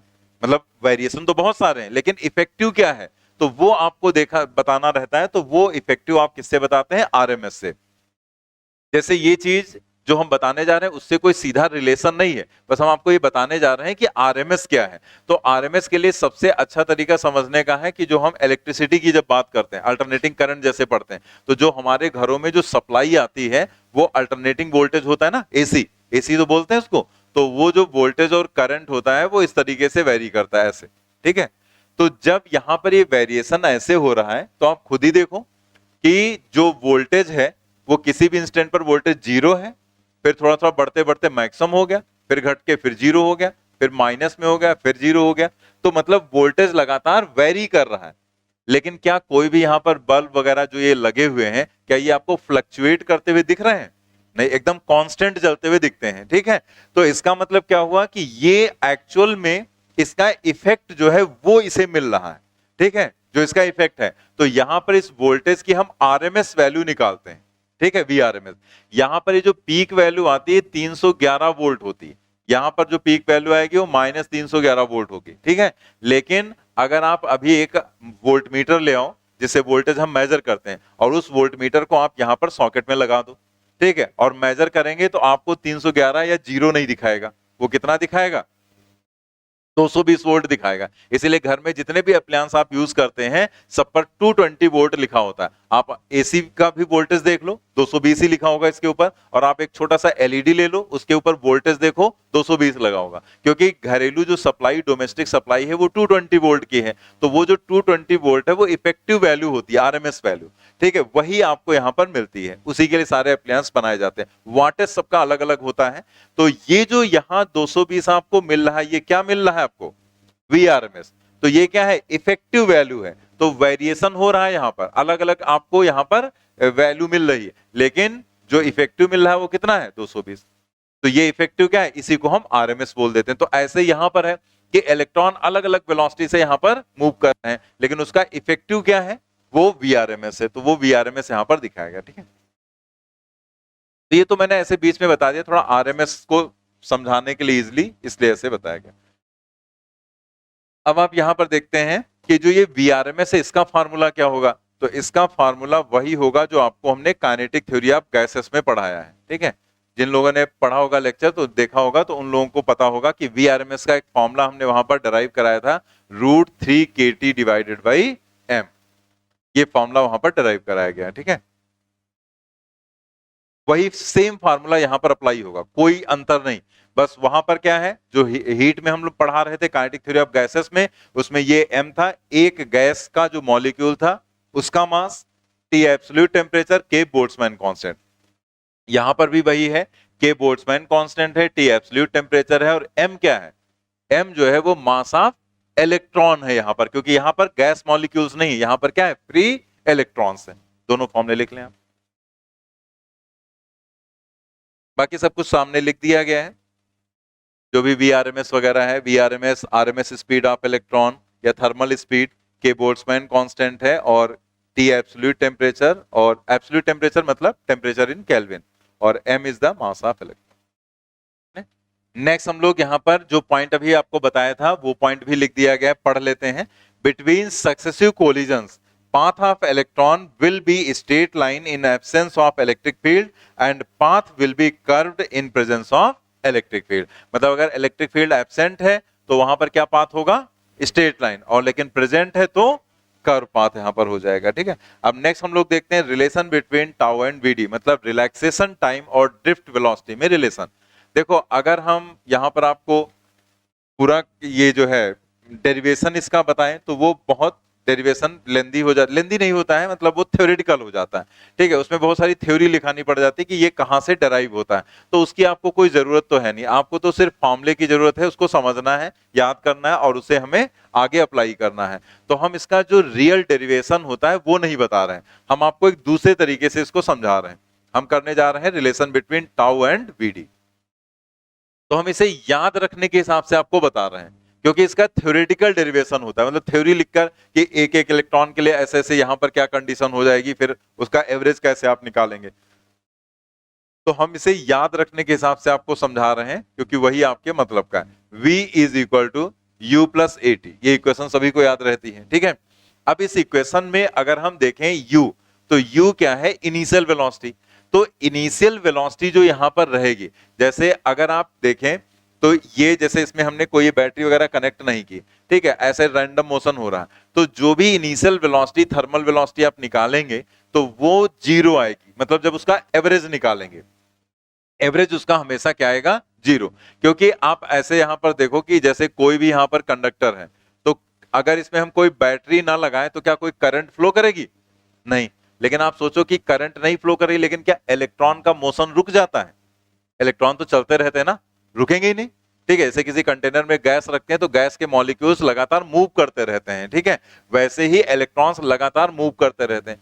तो इलेक्ट्रॉन मतलब चार्ज, और अगर चार्ज मूव कर रहा है तो क्या होना चाहिए, करंट होनी चाहिए। लेकिन आपको यह भी पता है कि यहां अगर बैटरी नहीं कनेक्ट है तो करंट 0 आएगी। तो ये क्या है, चार्ज मूव कर रहा है तो फिर भी करंट नहीं है। तो होता क्या है कि अगर यहां पर किसी भी तरह का कोई बैटरी किसी यहां पर नहीं कनेक्ट की गई है, तो ऐसी सिचुएशन में यहां पर क्या होगा कि अगर इधर से इधर किसी भी इंस्टेंट पर 10 to the power 18 electron cross करके जाएंगे, तो उसी समय अपोजिट डायरेक्शन में भी उतने ही इलेक्ट्रॉन क्रॉस कर जाते हैं पर सेकेंड। और इस तरह से जितनी करंट इधर फ्लो करेगी, जैसे इधर इलेक्ट्रॉन है तो करंट इधर फ्लो करेगी, इधर इलेक्ट्रॉन है तो करंट अपोजिट फ्लो करेगी, तो जितनी करंट प्लस डायरेक्शन में उतनी करंट माइनस डायरेक्शन में, और इसलिए नेट करंट क्या हो जाएगी, 0। तो इसलिए जो एवरेज हम निकालेंगे इनिशियल वाला वेलोसिटी के लिए, तो वो क्या आएगा, उसको लिख लिया जाएगा 0।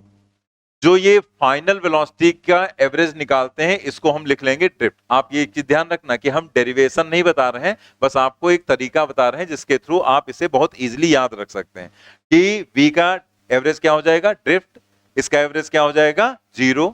और जो ये एक्सेलरेशन है, ये वही एक्सेलरेशन लिखना है जो हमने पढ़ा था इलेक्ट्रोस्टेट में, E डिवाइडेड बाई m, क्योंकि इलेक्ट्रॉन है यहां पर, इलेक्ट्रिक फील्ड E है और डिवाइडेड बाई इलेक्ट्रॉन का मास हो गया।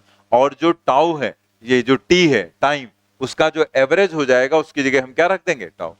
बस यही रिलेशन हमें यहां पर मिल जाती है। तो इसके थ्रू अगर आप देखें तो रिलेशन यहां पर क्या आ गई, Vd is equal to E divided by m और इंटू टाउ। या फिर इस रिलेशन को ऐसे हम लोग याद रखते हैं, Vd is equal to E tau divided by m into e. लिखा ऐसे जाता है लेकिन याद रखना यही आसान है, क्योंकि यहां आपको याद रहेगा एक्सेलरेशन लिखना है और टाइम को टाउ लिख देना है, लेकिन हमें जरूरत पड़ती है तो इसलिए वेक्टर फॉर्म में दिखाने के लिए इसको ऐसे लिखा जाता है, ई टाउ अपॉन एम इंटू, ठीक है। इन वेक्टर फॉर्म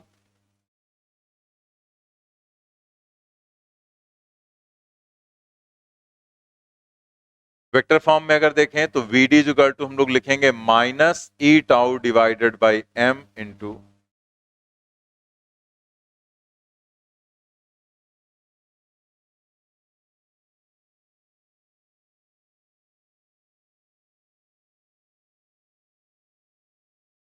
यहां पर भी देखो माइनस साइन लगाया गया, क्यों लगाया गया, क्योंकि जो ड्रिफ्ट वेलोसिटी है वो इलेक्ट्रिक फील्ड के अपोजिट है, इलेक्ट्रिक फील्ड उधर, ड्रिफ्ट वेलोसिटी उसके जस्ट अपोजिट है, ठीक है। तो इसलिए यहां पर माइनस साइन लगा दिया। नेक्स्ट एक यहां पर टर्म है मोबाइलिटी ऑफ इलेक्ट्रॉन्स। तो मोबाइलिटी को हम लोग डिफाइन करते हैं ड्रिफ्ट वेलोसिटी पर यूनिट इलेक्ट्रिक फील्ड। मोबाइलिटी को हम लोग म्यू से डिफाइन करते हैं। तो यहां पर इसे कैसे यहां पर बताया गया, डेफिनेशन क्या है, it is defined as drift velocity acquired per unit electric field. जैसे अलग अलग अगर चार्ज पार्टिकल्स है, मान लिया आपके पास 2 पार्टिकल्स हैं, अब दोनों को आपने सेम इलेक्ट्रिक फील्ड में लगा दिया, ठीक है, जैसे दो पार्टिकल्स थे यहां पर और दोनों को आपने सेम इलेक्ट्रिक फील्ड में लगा दिया, तो जिसकी ड्रिफ्ट वेलोसिटी ज्यादा होगी तो हम क्या कहेंगे, ज्यादा मोबाइल है, ठीक है। जो धीरे धीरे चलेगा, जिसकी ड्रिफ्टिंग कम होगी, वो कम मोबाइल कहलाएगा।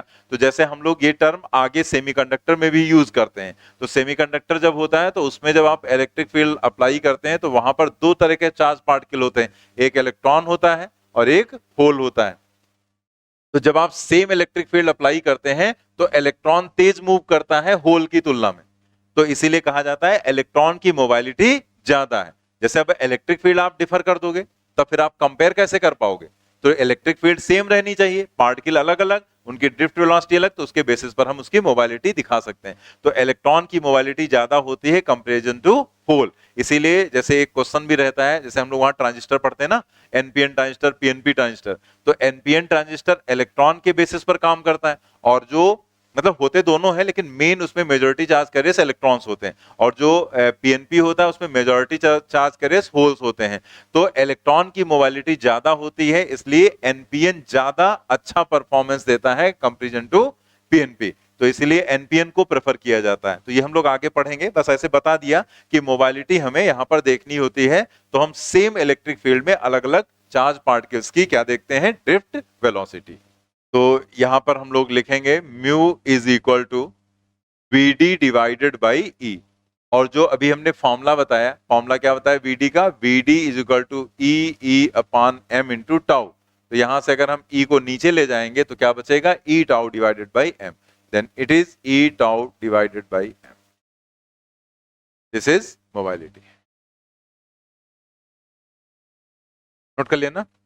यहां पर चार अलग अलग डेटा आपको दिए गए हैं, एक साइड में डायग्राम बना हुआ है, तो उसमें आप देखें जैसे लिखा गया है VRMS, तो VRMS का जो अप्रोक्सीमेट वैल्यू रहता है, मतलब रूट मीन स्क्वायर स्पीड, वो 10 to the power 5 metre per second, ठीक है। तो ये रैंडम वाली स्पीड हो गई, सोचो कितनी ज्यादा स्पीड है, 10 टू द पावर 5।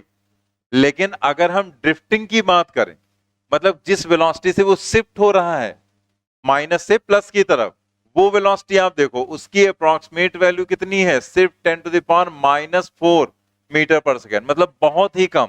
यानी कि जो इलेक्ट्रॉन्स होते हैं वो रैंडम मोशन तो बहुत तेज कर रहे होते हैं, लेकिन उनकी शिफ्टिंग जो है वो बहुत स्लो मोशन में धीमे धीमे वो पॉजिटिव एंड की तरफ शिफ्ट होते हैं, ठीक है।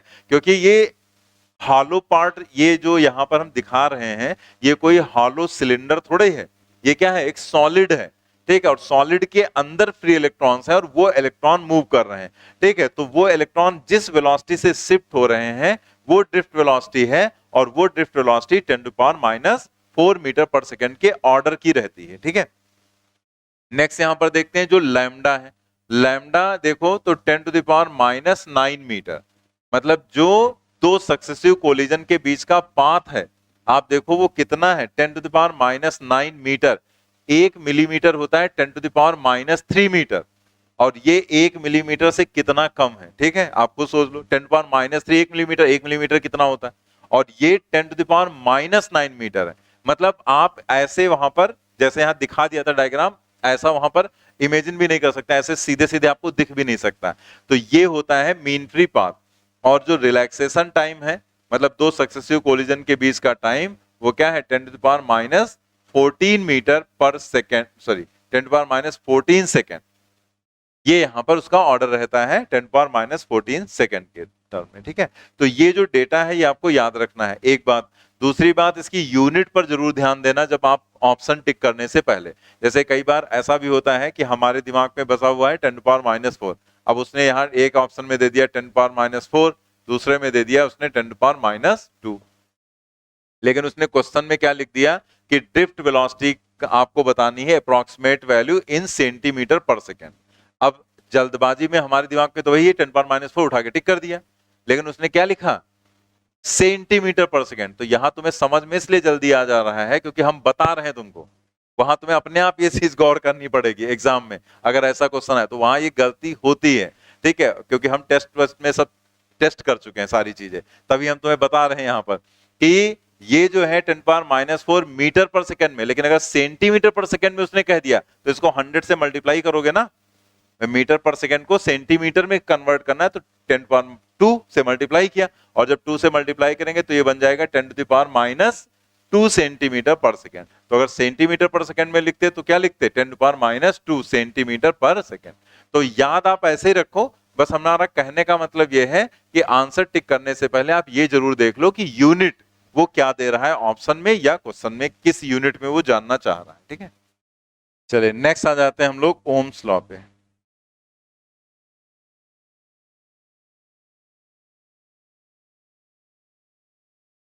ओम्स लॉ, तो इसके डेरिवेशन को हम लोग जल्दी से देख लेते हैं। जैसे I इज इक्वल टू हम लोगों ने पढ़ा NEAVD, और जो VD है वो हम लोगों ने यहां पर पढ़ा VD is equal to E divided by M into tau. ठीक है, VD की वैल्यू रख दी। अब हम इसे जरा अरेंज करके रखते हैं, तो ये NE square A, NE square और ये टाउ और A, टाउ इंटू A, ये अलग कर लिया divided by M। NE square tau A divided by M, और E बचा, E को हम क्या लिख सकते हैं, V बाई L। ठीक है, तो ये हम लोग पहले पढ़ चुके हैं ना, जो E होता है वो क्या होता है, V बाई L के बराबर होता है, पहले पेज पे था ये, तो V बाई L। अब यहां से हम V की वैल्यू लिखना चाह रहे हैं, V इज इक्वल टू, तो हम लिखेंगे V इज इक्वल टू, तो ये ML चला जाएगा ऊपर और ये नीचे आ जाएगा पूरा टर्म, तो ये ML divided by NE square tau into A। ठीक है, और यहां पर क्या है I, मतलब V इज इक्वल टू, तो ये ऊपर ये नीचे आ गया और इंटू I। अब आप जरा इस टर्म को देखो जितना ये ब्रैकेट में लिखा गया है, ब्रैकेट में ये जो टर्म है, ये अगर हम कह दें गिवन कंडक्टर, गिवन कंडक्टर, तो गिवन कंडक्टर का मतलब आपको ये बता दिया गया कि ये कॉपर का है कि एल्युमिनियम का है, और साथ ही साथ आपको ये बता दिया गया कि इसकी लेंथ क्या है और इसकी रेडियस क्या है या क्रॉस सेक्शन क्या है, सब कुछ बता दिया जाएगा ना। गिवन कंडक्टर का मतलब यही चीज हो गई। तो गिवन कंडक्टर का मतलब यहां पर हो गया कि मास, ये तो M और E तो वैसे कांस्टेंट है, ये तो मास ऑफ इलेक्ट्रॉन है, और ये चार्ज ऑफ इलेक्ट्रॉन, तो वो तो वैसे नहीं बदलना। गिवन कंडक्टर मतलब अगर कॉपर का है या एल्युमिनियम का है या सिल्वर का है, जो भी है, तो उसके हिसाब से उसके number of free electrons fix हो गए। इसके अलावा L और A, जैसे हमने कह दिया कि ये एक कंडक्टर है, ये आपको दे दिया गया, तो इसकी लेंथ भी फिक्स हो गई और क्रॉस सेक्शन भी फिक्स हो गया, साथ में ये भी फिक्स हो गया कि ये मटेरियल कौन सा है, सारी चीजें एकदम क्लियर हैं। तो इसका मतलब ये सारी क्वांटिटीज यहां पर कांस्टेंट हो गई। साथ में टाउ भी है, टाउ रिलैक्सेशन टाइम जो है वो टेम्परेचर पर डिपेंड करता है, तो हम ये भी कह दें कि टेम्परेचर भी हम चेंज नहीं कर रहे हैं, टेम्परेचर हमने कांस्टेंट कर दिया।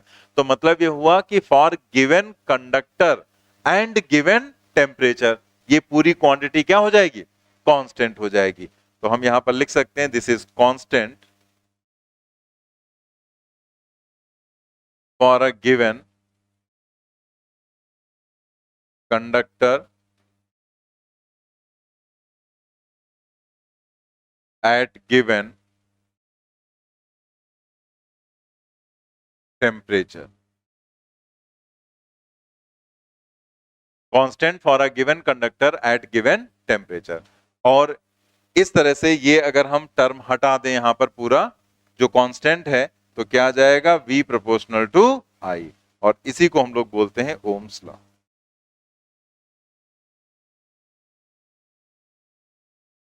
दिस इज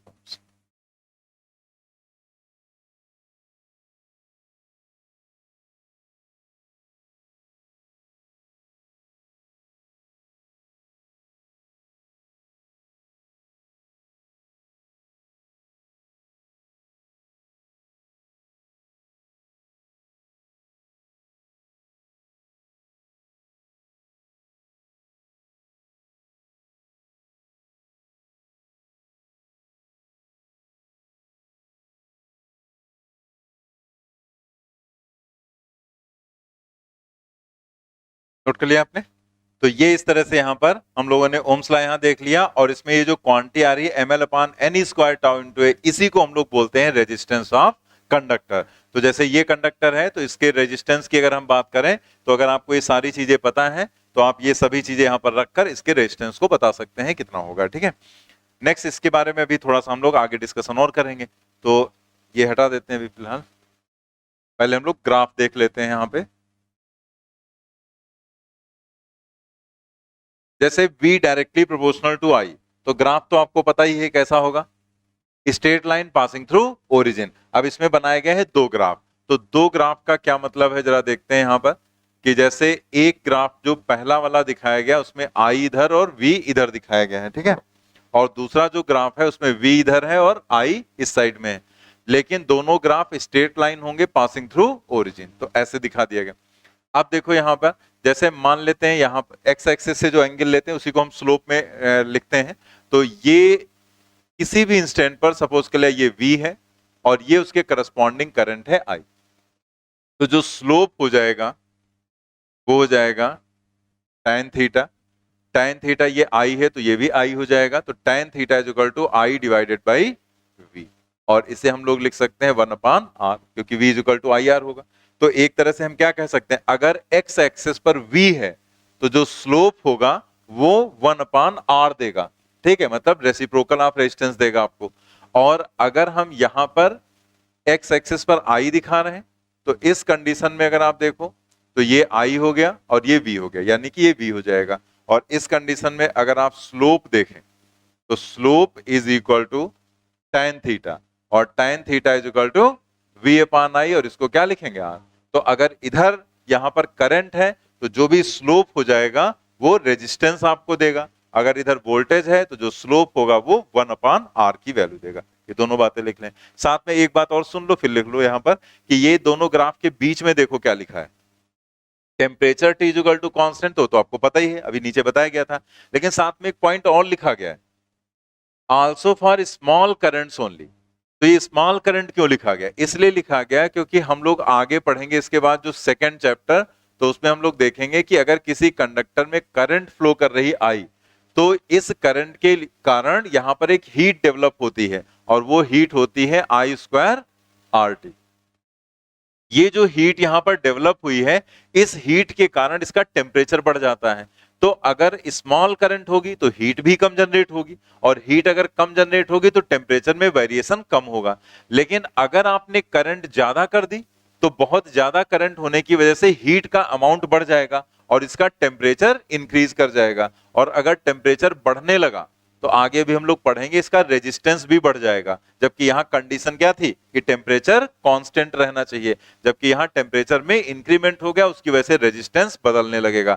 तो अगर टेम्परेचर बदल जाएगा तो फिर ये ओम्स लॉ को फॉलो नहीं करेगा। इसका मतलब अगर बहुत हाई करंट आपने फ्लो करा दी तो हीट डेवलप होने के कारण टेम्परेचर में वेरिएशन हो जाएगा, और फिर इसका ग्राफ स्ट्रेट लाइन नहीं रह जाएगा। तो इसीलिए लिखा गया है टेम्परेचर कांस्टेंट रहना चाहिए और करंट भी स्मॉल करंट होनी चाहिए, ठीक है। रेजिस्टेंस आर एंड रेजिस्टिविटी रो, जो ये फॉर्मूला है आपको पहले से ही पता है कि रेजिस्टेंस क्या है, तो इस फॉर्मूले को हम थोड़ा सा ऐसे लिख रहे हैं, आर इज इक्वल टू, इस फॉर्मूले में दो पार्ट हैं, एल और ए को हम अलग कर रहे हैं और यहां लिख रहे हैं M divided by N E square tau, और जो यहां पर एल और ए है वो हमने अलग कर दिया, ठीक है।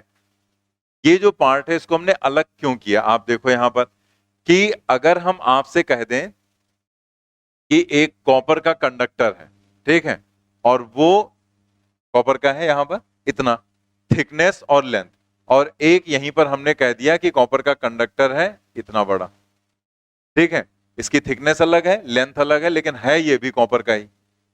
तो अब आप ये बताओ कि जो दोनों कंडक्टर्स हैं क्या उनके लिए m और e की वैल्यू बदल जाएगी, क्योंकि तो मास ऑफ इलेक्ट्रॉन है और ये चार्ज ऑफ इलेक्ट्रॉन है, तो उससे इस बात से कोई लेना देना थोड़ा कि इसकी लंबाई चौड़ाई क्या है, वो तो सेम ही रहेगा ना। इलेक्ट्रॉन कहीं पर भी है, उसका मास या चार्ज थोड़े बदल जाएगा, वो तो किसी भी सब्सटेंस में रहेगा वही रहेगा। जो n है वो है number of free electrons per unit volume. तो पर यूनिट वॉल्यूम जो है, मतलब अगर हम ये भी कॉपर है ये भी कॉपर है, तो अगर हम इसका एक छोटा सा यूनिट वॉल्यूम लें और इसका यूनिट वॉल्यूम लें तो क्या दोनों में अलग अलग इलेक्ट्रॉन्स मिलेंगे? सेम ही तो मिलेगा, क्योंकि दोनों कॉपर ही है। अगर सब्सटेंस हम बदल देते, एक कॉपर होता है एक एल्युमिनियम होता तो बदल जाता है n, लेकिन जब दोनों कॉपर के हैं तो उसमें चेंज नहीं होना। रिलैक्सेशन टाइम जो है वो दो सक्सेसिव कोलिजन के बीच का टाइम है, टेम्परेचर पर डिपेंड करेगा, और वो भी एक तरह से एक पर्टिकुलर जो मेटल हमने लिया उसके लिए है जो कुछ है, ठीक है। तो हम यहां पर इतनी जो ये क्वांटिटीज हैं इनमें देख रहे हैं, इन क्वांटिटीज पर इस बात का इफेक्ट नहीं पड़ रहा है कि लंबाई क्या है या चौड़ाई उसकी क्या है, ठीक है। कुछ भी यहां पर हो उससे इन क्वांटिटीज पर इफेक्ट नहीं पड़ रहा है। तो ये एक तरह से जो प्रॉपर्टी है, ये जो इतना पार्ट है, ये हो गई प्रॉपर्टी ऑफ मटेरियल, ठीक है। प्रॉपर्टी ऑफ ऑब्जेक्ट नहीं है, प्रॉपर्टी ऑफ मटेरियल। बस मटेरियल कॉपर है तो इतनी सारी चीजें फिक्स हो गई। लेकिन अगर आप देखो लेंथ और एरिया, तो जो रेजिस्टेंस है वो लेंथ और एरिया पर भी साथ में डिपेंड कर रहा है। तो जितनी प्रॉपर्टी मटेरियल पर डिपेंड कर रही है उस प्रॉपर्टी को ही हम लोग नाम देते हैं रेजिस्टिविटी, ठीक है। उसको क्या बोलते हैं, रेजिस्टिविटी, रो। और बाकी यहां पर आ गया एल अपान ए। तो ये एक अलग फॉर्मूला बन गया और ज्यादातर हम यही फॉर्मूला ही यूज करते हैं, रो एल बाई ए। तो आप यहां देखो rho is the property of material, जबकि जो रेजिस्टेंस है this is property of object.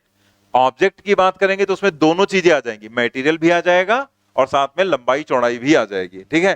तो ये आर प्रॉपर्टी ऑफ ऑब्जेक्ट है जबकि रेजिस्टिविटी है प्रॉपर्टी ऑफ मटेरियल। नोट कर लेंगे इसे।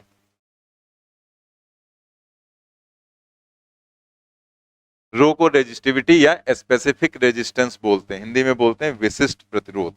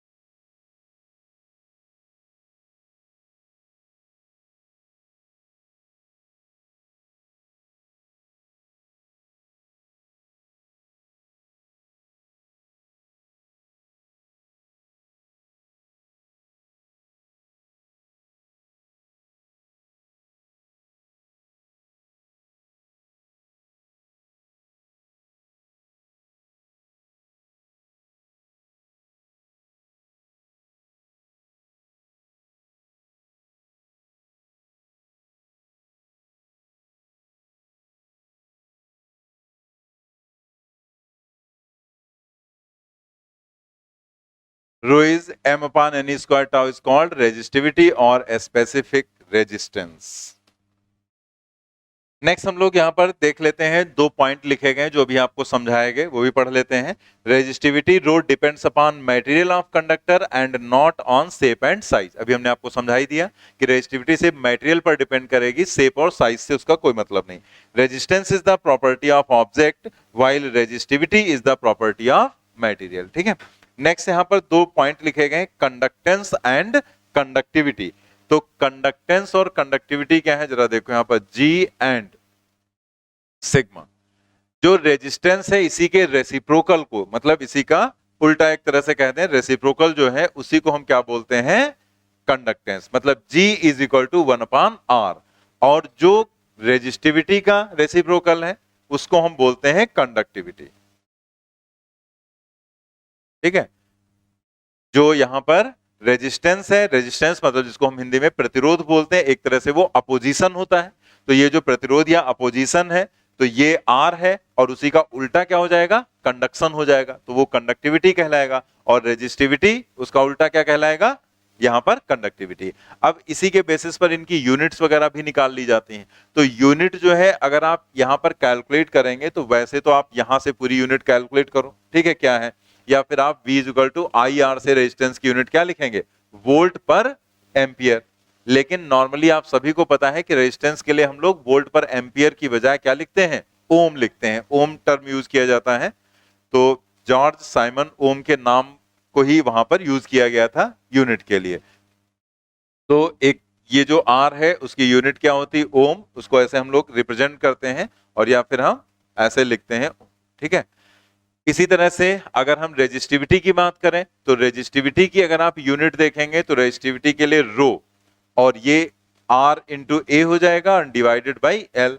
तो आप देखो R को हम क्या कहेंगे, ओम, और ये मीटर स्क्वायर और अपान मीटर, तो एक कैंसिल हो जाएगा, क्या आ जाएगा, ओम मीटर, ठीक है। इस तरीके से यहां पर आ जाएगी रेजिस्टिविटी। अब ये जो यहाँ पर डायमेंशन की बात है, तो डायमेंशन आपको पता है कि हम लोग कभी डायमेंशंस रटते नहीं है, कुछ की डायमेंशन हमने आपसे बस कही थी वो याद रखना, बाकी सब बहुत इजीली आप निकाल सकते हैं। जैसे मान लिया आपको R की डायमेंशन निकालनी, तो R is equal to V divided by I, यहां से लिखा आपने R is equal to V upon I. V को आप क्या लिख सकते हो, W डिवाइडेड बाई Q, अब यहाँ कोई फार्मूला नहीं सोचना है आपको एग्जैक्ट कि V क्या है, W क्या है, work done by external agent होगा कि इलेक्ट्रिक फील्ड, वो उससे क्या लेना देना, डायमेंशन में उससे कोई मतलब थोड़े। डायमेंशन में तो सिर्फ इस बात से मतलब कि यहाँ वर्क की डायमेंशन रखनी है आपको, तो W डिवाइडेड बाई Q और डिवाइडेड बाई क्या हो जाएगा I। W की डायमेंशन पता है ml square T minus 2, charge AT, current A, ठीक है, उसको अरेंज करके लिख दो, यहाँ पर डायमेंशन आ गई, तो डायमेंशन रटने की बात ही नहीं।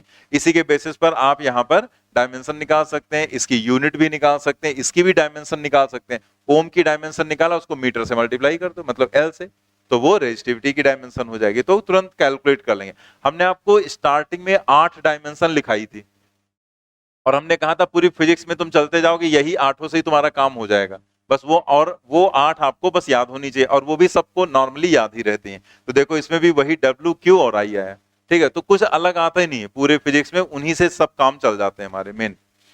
नेक्स्ट हम लोग यहाँ पर देखें, जैसे इसी के बेसिस पर अगर हम कंडक्टेंस या रेजिस्टिविटी की डायमेंशंस या यूनिट्स निकालेंगे, तो जैसे R का रेसिप्रोकल है तो इसी का उल्टा लिखा जाता है, तो अगर हम 1/R लिखेंगे तो 1/ओम, तो ओम का जो रेसिप्रोकल होता है तो वो यहां पर ऐसे बना दिया जाता है, इसी का साइन ही उल्टा कर देते हैं। और फिर दूसरा इसके नाम को लिखना है अगर, तो जैसे यहाँ ओम लिखा है तो यहाँ पर मो लिखते हैं MHO, ठीक है, उसी को उल्टा लिख दिया गया, और इसी को हम S से भी रिप्रेजेंट करते हैं, और S साइमन, ठीक है। तो ये इस तरह से बाकी सब यूनिट्स डिटेल में सब ढंग से लिख दिया गया, वहां पर आप पढ़ लेना, ठीक।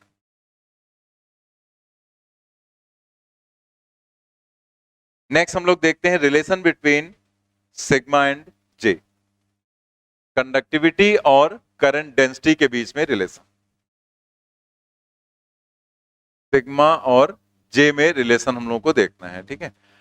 तो हम लोगों ने जैसे अभी ओम्स लॉ पढ़ा, तो वहीं से हम इसे स्टार्ट करेंगे, V is equal to I R, ठीक है, R इज इक्वल टू होता है रो L डिवाइडेड बाई A, तो तुरंत पता चल गया I अपान A क्या हो जाएगा, करंट डेंसिटी।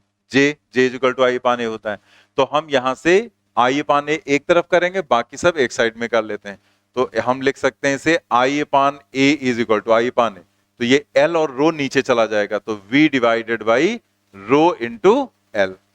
अब आप देखो यहां पर I अपान A को हम क्या लिख सकते हैं, J करंट डेंसिटी, और 1 अपान रो क्या लिख सकते हैं, sigma conductivity, V upon L E electric field. तो यहां पर रिलेशन आ गई J is equal to sigma into, ये रिलेशन यहां पर आ गई कंडक्टिविटी और यहां पर करंट डेंसिटी में, और इसको बोला जाता है microscopic form of Ohm's law.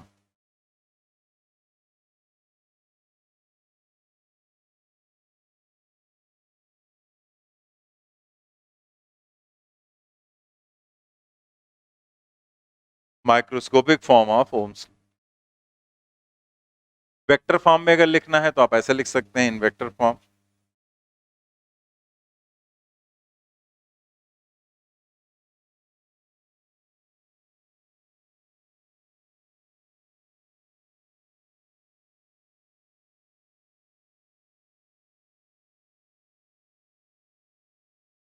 यहां पर माइनस साइन लगाएंगे या नहीं, लगाना है, नहीं लगाना, अब 2 में लगा चुके हैं, अब तीसरा वाला ऐसे छोड़ देते हैं, ऐसे अच्छा लग रहा है, क्यों नहीं लगाना है, क्योंकि इलेक्ट्रिक फील्ड और J दोनों सेम डायरेक्शन में रहेंगे, इलेक्ट्रिक फील्ड इस डायरेक्शन में और करंट भी उसी डायरेक्शन में आपको दिख रही है, तो करंट डेंसिटी, इलेक्ट्रिक फील्ड सब एक डायरेक्शन में रहेंगे, इसलिए यहां पर माइनस साइन नहीं लगाना।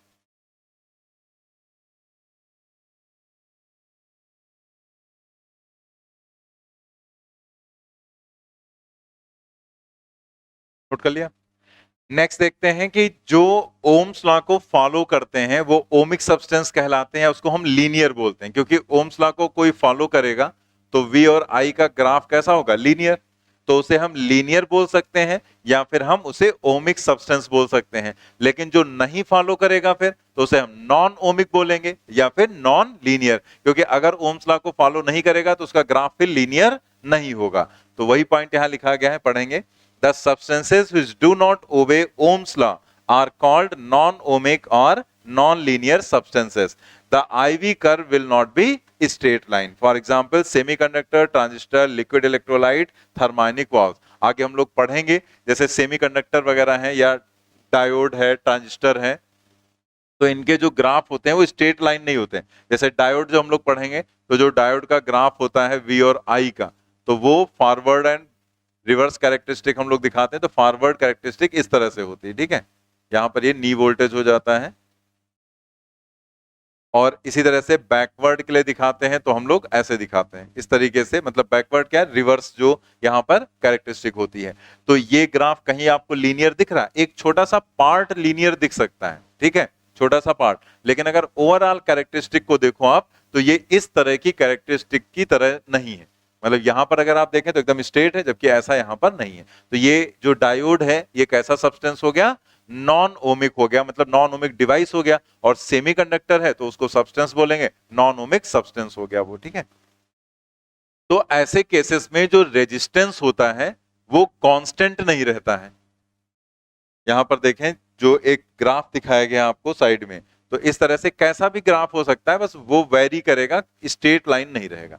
तो ऐसे यहां पर आपको दिखा दिया गया है, ठीक है, I और V का जो कर्व है। तो अगर हम किसी भी पॉइंट पर स्लोप देखेंगे,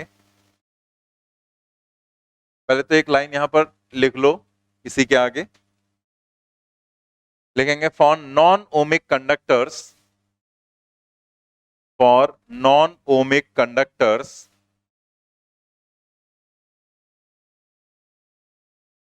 नॉन ओमिक कंडक्टर्स, उसी के नीचे लिखेंगे V अपान I is equal to R। इसके लिए भी हम V अपान I R लिख सकते हैं, लेकिन यहां पर R के आगे क्या लिखना पड़ेगा, R is not equal to constant, लेकिन R यहां पर कांस्टेंट नहीं होगा, जबकि ओम्स लॉ में R क्या रहता है, कांस्टेंट रहता है। स्लोप अगर देखें आप, स्लोप यहां पर dy बाई dx होता है, तो इसकी जगह पर क्या लिखेंगे, di अपान dv। तो स्लोप हो जाएगा di अपान dv, और di अपान dv मतलब ये हो जाएगा 1 अपान r, वही v is equal to I R के कॉन्सेप्ट से। और 1 अपान r या स्लोप को हम tan थीटा भी लिख सकते हैं। तो ये इस तरह से स्लोप यहां पर लिखेंगे, और यहां से जब आप r निकालोगे, ये r रेजिस्टेंस, तो ये रेजिस्टेंस स्लोप के रेसिप्रोकल के बराबर है। मतलब एक तरह से रेजिस्टेंस स्लोप से रिलेट कर रहा है। और क्या इसका स्लोप कांस्टेंट है, स्लोप बढ़ रहा है, इंक्रीजिंग डिक्रीजिंग कैसा भी हो सकता है। तो यहां पर स्लोप कांस्टेंट नहीं है, और अगर स्लोप कांस्टेंट नहीं होगा तो रेजिस्टेंस भी तो कांस्टेंट नहीं होगा, क्योंकि रेजिस्टेंस स्लोप से रिलेट कर रहा है। तो अगर ये चेंज हो जाएगा तो ये भी चेंज हो जाएगा। तो इस तरह का जो रेजिस्टेंस होता है जो वेरी करता है, उसको बोलते हैं डायनेमिक रेजिस्टेंस।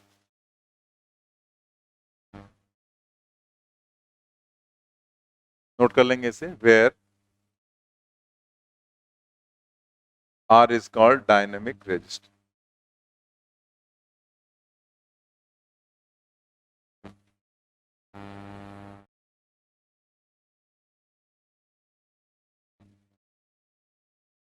Dynamic resistance. इसके बाद आप यहां पर देखो कि जो अभी हमने पीछे फॉर्मूले पढ़े हैं वही फॉर्मूले यहां पर लिखे गए हैं, ठीक है। तो ये जो फॉर्मूले हैं वो इनसे हमें कुछ रिजल्ट समझने हैं, तो उसे रटना नहीं है, याद नहीं करना, वो आप एक बार देख लेंगे तो आपको समझ में आ जाएगा। तो जब भी आपके सामने ऐसा कोई क्वेश्चन आएगा तो आप रिलेट कर लेंगे अपने आप। तो जैसे जो सीक्वेंस लिखा गया वैसे ही हम लिखेंगे यहाँ पर, R is equal to rho L by A, ठीक है। सेकंड नंबर पर क्या है, रो M अपान एन ई स्क्वायर टाउ। तीसरे नंबर पर टाउ है, that is lambda upon V R M S, ठीक है। फिर वी आर एम एस है √3 KT डिवाइडेड बाई एन। और फिर है ड्रिफ्ट वेलोसिटी एंड मोबाइलिटी। तो ड्रिफ्ट वेलोसिटी यहां पर VD E divided by M into tau, और जो मोबाइलिटी है that is VD divided by E, या फिर E tau divided by M, ऐसे भी लिख सकते हैं। वहां पर VD पान E ही लिखा गया खाली। ये जो भी यहां पर आए हैं रिजल्ट्स, इनसे जरा आप देखो, आपसे ये पूछा जा सकता है कि अगर हम कंडक्टर का टेम्परेचर इंक्रीज कर रहे हैं या हम कंडक्टर के टेम्परेचर को डिक्रीज कर रहे हैं, तो इंक्रीज या डिक्रीज करने पर यहां पर इन क्वांटिटीज पर क्या इफेक्ट पड़ेगा ये आपको बताना है। तो जैसे एक इफेक्ट देख लेते हैं, कोई रटना तो है नहीं। जैसे मान ले इंक्रीमेंट को देख लिया तो डिक्रीमेंट का उसी का उल्टा हो जाएगा। तो हम यहां पर देख रहे हैं टेम्परेचर के इंक्रीमेंट को। फॉर एग्जाम्पल टेम्परेचर हमने बढ़ाया, पहले समझ लो फिर नोट कर लेना। यहां पर टेम्परेचर अगर इंक्रीज कर रहे हैं तो आप देखो टेम्परेचर बढ़ने से वीआरएमएस बढ़ जाएगा, इंक्रीज कर जाएगा। तो यहां पर हमने लिख दिया कि जो वीआरएमएस है वो इंक्रीज कर जाएगा, और अगर वीआरएमएस इंक्रीज कर गया तो टाउ डिक्रीज कर जाएगा। यहां पर रिलैक्सेशन टाइम जो है वो घट जाएगा। अब यहां पर दो चीजें देखो, टाउ का इफेक्ट रो और आर पर अलग तरह का पड़ रहा है। अगर टाउ की वैल्यू कम हो गई तो रेजिस्टिविटी बढ़ जाएगी, रेजिस्टिविटी बढ़ गई तो रेजिस्टेंस भी बढ़ जाएगा। इसका मतलब टाउ डिक्रीज कर रहा है तो रेजिस्टिविटी बढ़ रही है, और रेजिस्टिविटी इंक्रीज करेगी तो रेजिस्टेंस भी इंक्रीज कर जाएगा। ठीक है, लेकिन यहां देखो टाउ की वैल्यू कम हुई तो ड्रिफ्ट वेलोसिटी कम हो जाएगी, और ड्रिफ्ट वेलोसिटी कम होगी तो मोबाइलिटी भी कम हो जाएगी। दैट मीन्स यहां पर हम कह सकते हैं tau decreases, it implies that जो टाउ है वो डिक्रीज कर गया तो जो ड्रिफ्ट है यहां पर वो भी यहां पर कम हो जाएगा, और ये इंप्लाई करेगा जो मोबाइलिटी है वो भी डिक्रीज कर जाएगी।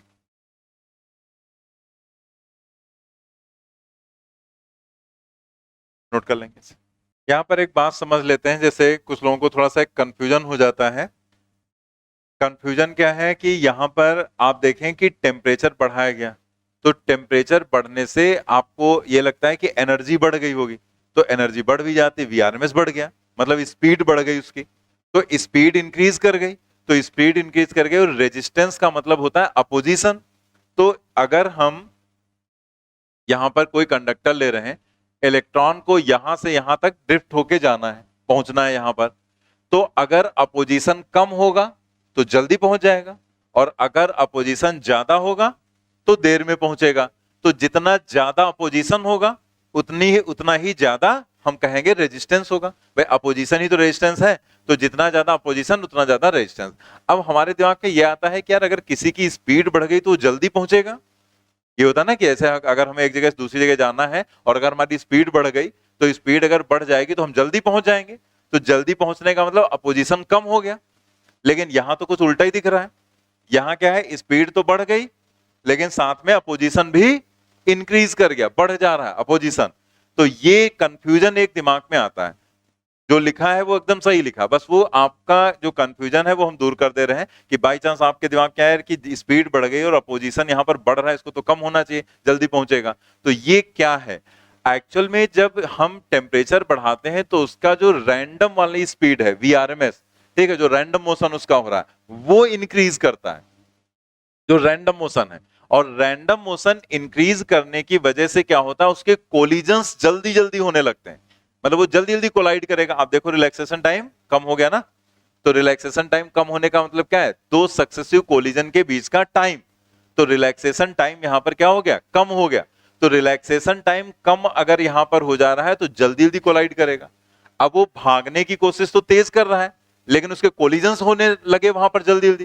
तो जब एक बार इलेक्ट्रॉन किसी आयन से कोलाइड करेगा तो अपनी एनर्जी लॉस कर देगा, फिर वो गेन करेगा बैटरी से एनर्जी, और फिर वो दौड़ना स्टार्ट करेगा, लेकिन फिर उसका कोलिजन हो जाएगा क्योंकि उसकी आरएमएस रैंडम स्पीड बहुत ज्यादा है, तो उसके रैंडम कोलिजन्स बहुत ज्यादा हो जाएंगे। तो कोलिजन्स बढ़ते जा रहे हैं, तो वो दौड़ने की कोशिश तो तेज कर रहा है लेकिन कोलिजन ज्यादा होने की वजह से उसकी बार बार एनर्जी लॉस हो रही, इसलिए उसकी शिफ्टिंग धीमी हो गई। ठीक है, शिफ्टिंग क्या हो गई, धीमी धीमी शिफ्टिंग होगी, तो धीमे धीमे वो शिफ्ट होकर दूसरी साइड में पहुंच जा रहा है। इसका मतलब अपोजिशन क्या हुआ, बढ़ गया, इंक्रीज कर गया। अरे इसको ऐसे समझ लो, जैसे मान ले कहीं भीड़ भाड़ वाला इलाका है, आपको भागना है क्योंकि कोई पीछे चाकू लेके आपको दौड़ा रहा है, ठीक है।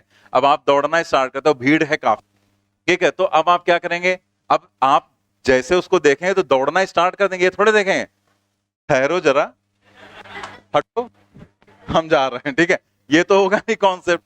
फिर वहां पर क्या होगा, फिर तो आप बस उसको देखा और आपने भागना शुरू कर दिया। अब इधर लड़े उधर लड़े, अब जब लड़ोगे तो गिर भी जाओगे और गलत इंसान से लड़ गए तो पिट भी जाओगे, ठीक है।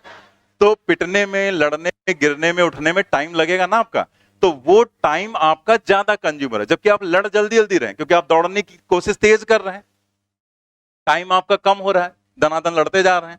लेकिन यहां से दूसरी जगह शिफ्टिंग होने में, मतलब यहां से उस दूसरी साइड में पहुंचने में टाइम तुम्हें ज्यादा लगेगा, क्योंकि बार बार लड़ रहे हैं, गिर रहे हैं, पिट रहे हैं, बहुत कुछ हो रहा है, ठीक है, तो टाइम ज्यादा लग रहा है। तो ये टाइम जो है, ये कंफ्यूजन जस्ट जो होता है वो समझ लो कि ये स्पीड आपने बढ़ा दी, टाइम आपका कम हो गया, कोलिजन जल्दी जल्दी हो रहे हैं, लेकिन एक तरफ से दूसरी तरफ पहुंचने में आपको समय ज्यादा लग गया, क्योंकि बहुत सारे कोलिजन्स हुए और बहुत बार आपकी एनर्जी पूरी लॉस हुई, ठीक है। तो वही बिल्कुल सेम इस इलेक्ट्रॉन के साथ हो रहा है कि ये तेज दौड़ने की कोशिश कर रहा है, लेकिन इसके कोलिजन्स हो जा रहे हैं और इसकी एनर्जी लॉस हो जा रही है। तो जो शिफ्टिंग है वो धीमे धीमे होती है, और उस धीमी शिफ्टिंग के कारण इसको टाइम यहां से यहां तक जाने में ज्यादा लग जाता है, ठीक है। तो ड्रिफ्ट वेलोसिटी एक तरह से रिड्यूस हो जाती है, मतलब जो शिफ्टिंग का टाइम था वो बढ़ गया और ड्रिफ्ट वेलोसिटी एक तरह से रिड्यूस हो गई। तो आप देखो पूरा रिजल्ट वैसे मैच कर रहा है, टेम्परेचर बढ़ा, आरएमएस स्पीड बढ़ी, रैंडम स्पीड, और इसलिए उसके कोलिजन जल्दी जल्दी हो रहे हैं, तो दो कोलिजन के बीच का टाइम घट गया। लेकिन टाइम घटा तो एक तरह से रेजिस्टिविटी बढ़ गई और रेजिस्टेंस बढ़ गया, इंक्रीज कर गया, ठीक है, अपोजिशन ज्यादा हो गया, और जो ड्रिफ्ट वेलोसिटी आप देख सकते हैं कम हो गई, मोबाइलिटी भी उसकी कम हो गई। तो एक जगह से दूसरी जगह शिफ्ट होने में उसको समय ज्यादा लगेगा, तो वो समय अलग है और ये दो सक्सेसिव कोलिजन के बीच का समय, ठीक है। तो ये एक जस्ट कंफ्यूजन हो जाता है कई लोगों को, इसलिए मैंने समझा दिया कि टेम्परेचर बढ़ने से एनर्जी बढ़ती है, लेकिन क्या हो रहा है यहां पर वो पूरी कंडीशन यहां पर समझा दी गई आपको, ठीक है। नेक्स्ट जो हम लोग देखने जा रहे हैं नोट में, ये भी बहुत इंपॉर्टेंट पॉइंट है, इस पर क्वेश्चंस सब कहीं पूछा गया है। तो ये जो हम यहां कराने जा रहे हैं ये आईआईटी में पूछा गया था, तो उसी से रिलेटेड चीजें आपको बता देंगे। फिर आपके यहाँ जो सीपीएमटी पहले होता था एआईपीएमटी, उसमें भी क्वेश्चंस पूछे गए, तो वो आपको भी बता देंगे कौन कैसे क्वेश्चंस पूछे गए थे।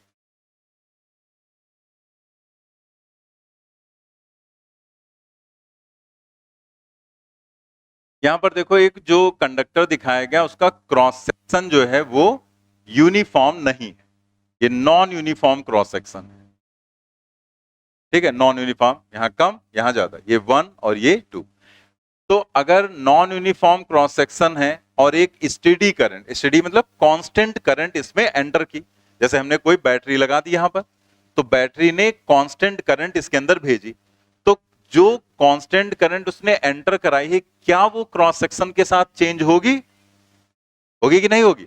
नहीं होगी, पीछे लिखवा चुके हैं, ठीक है। क्रॉस सेक्शन के साथ करंट में वेरिएशन नहीं होगा, यानी कि करंट ये यहां पर सब कहीं क्या रहेगी, सेम करंट यहां पर रहेगी। पहले समझ लो फिर इसे आप अभी नोट भी कर लेना। यहां का जो एरिया है उसको हमने A1 मान लिया, यहां का एरिया A2, A1 कम है A2 ज्यादा है। अब आप देखो पहला पॉइंट क्या हमारा निकल कर आया यहां पर, पहला पॉइंट यह है कि स्टेडी करंट जो फ्लो कर रही है वो क्रॉस सेक्शन चेंज होने से चेंज नहीं होगी। दैट मींस अगर हम इस वाले को 1 और 2 मान रहे हैं, तो अगर 1 वाले एंड पर हम करंट कहते हैं I1 है और सेकंड वाले एंड पर करंट I2 है, तो ये दोनों बराबर रहेंगे किसके, I, and this is equal to constant. अब देखते हैं एक और क्वांटिटी, हमने पढ़ा था current density J is equal to I upon A। तो ये जो I क्वांटिटी है ये तो हो गई कांस्टेंट, ठीक है। तो फिर हम कह सकते हैं जो J है वो इनवर्सली प्रोपोर्शनल टू A हो जाएगा, और अगर ऐसा है तो हम कह सकते हैं as A1 is less than A2, so it implies that J1 is greater than J2, ठीक है। अगर आप देखो यहां पर तो जो एरिया है A1, तो A1 कम है A2 ज्यादा है, तो A कम होगा तो J ज्यादा हो जाएगा, तो A1 less than A2, J1 greater than J2, ठीक है।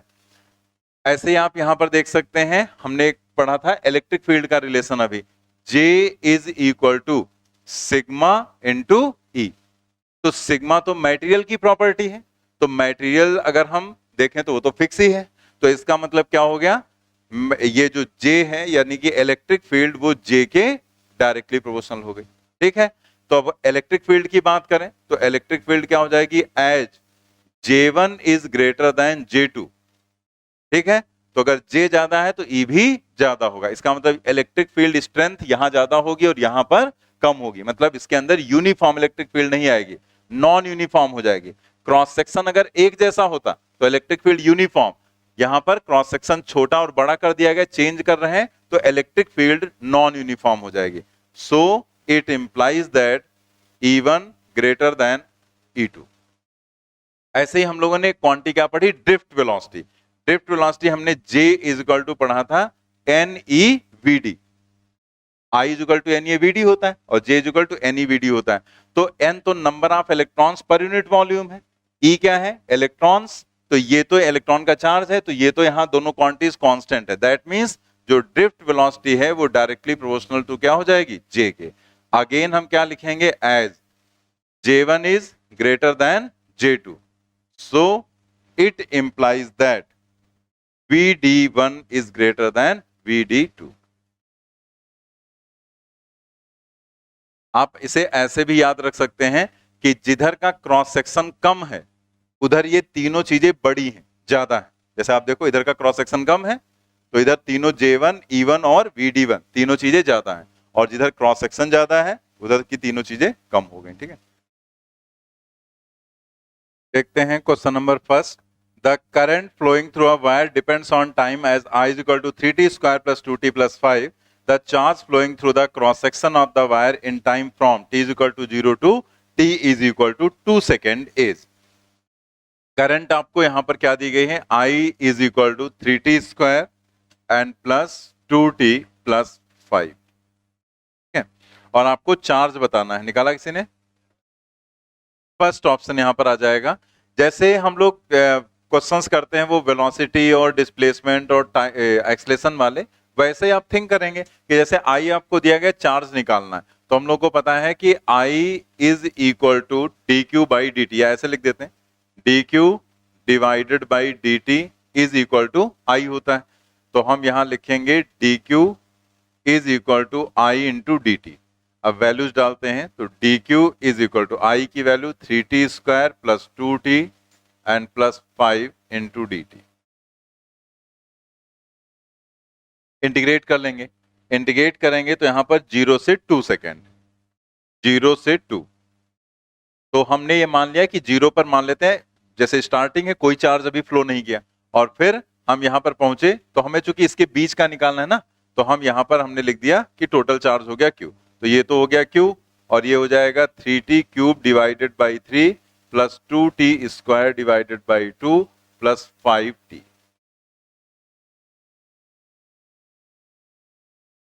ठीक है, यहां पर ये कैंसिल, ये कैंसिल. आप रखेंगे limit 2 to the power 3 plus 2 to the power 2 plus 5 into 2 minus 0, सब 0 हो जाएगा यहां पर. ठीक, तो ये आ जाएगा यहां पर 8 plus 4 plus 10, that is 22 coulomb. First option correct हो जाएगा. नेक्स्ट देखते हैं second question. Current through a wire decreases from 4 ampere to 0 in 10 second. Calculate charge flow through the wire during this interval of time. First, second, second option आएगा यहां पर. ठीक है, 20 coulomb. अच्छा, ये वाला जो क्वेश्चन है इसमें आपको समझ में आ गया ना कि ये क्वेश्चन में आपको करंट का कोई भी यहां पर चेंज करके दिया जा सकता है फंक्शन, ऐसे आप चार्ज निकालेंगे. इसका उल्टा भी हो सकता है. जैसे आप देखो तो dq बाई dt, अगर हम कहते हैं q और t का आपको कोई ग्राफ दिया गया है, ठीक है, मान लिया ऐसे ग्राफ दे दिया गया, और इस ग्राफ के थ्रू आपको यहां पर बताना है करंट क्या होगी, तो क्या करेंगे. जैसे यहां पर मान लीजिए ये एंगल दे दिया गया 30 डिग्री की, टाइम के साथ इस तरह से चार्ज फ्लो कर रहा है, तो आपको यहां पर निकालना है करंट.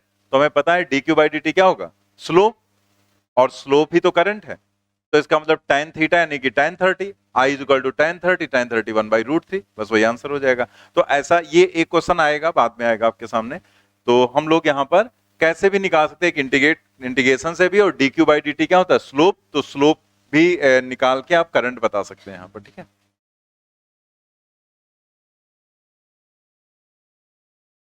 जो ये नेक्स्ट क्वेश्चन है उसमें यही थोड़ा सा कंफ्यूजन हो जाता है. करंट इसमें पूछा गया, उसने calculate charge phloem through the wire during this interval of time. तो करंट यहां पर कांस्टेंट तो है नहीं, तो करंट है वेरिएबल, तो हम I एवरेज लिखेंगे ना, Q बाई टी.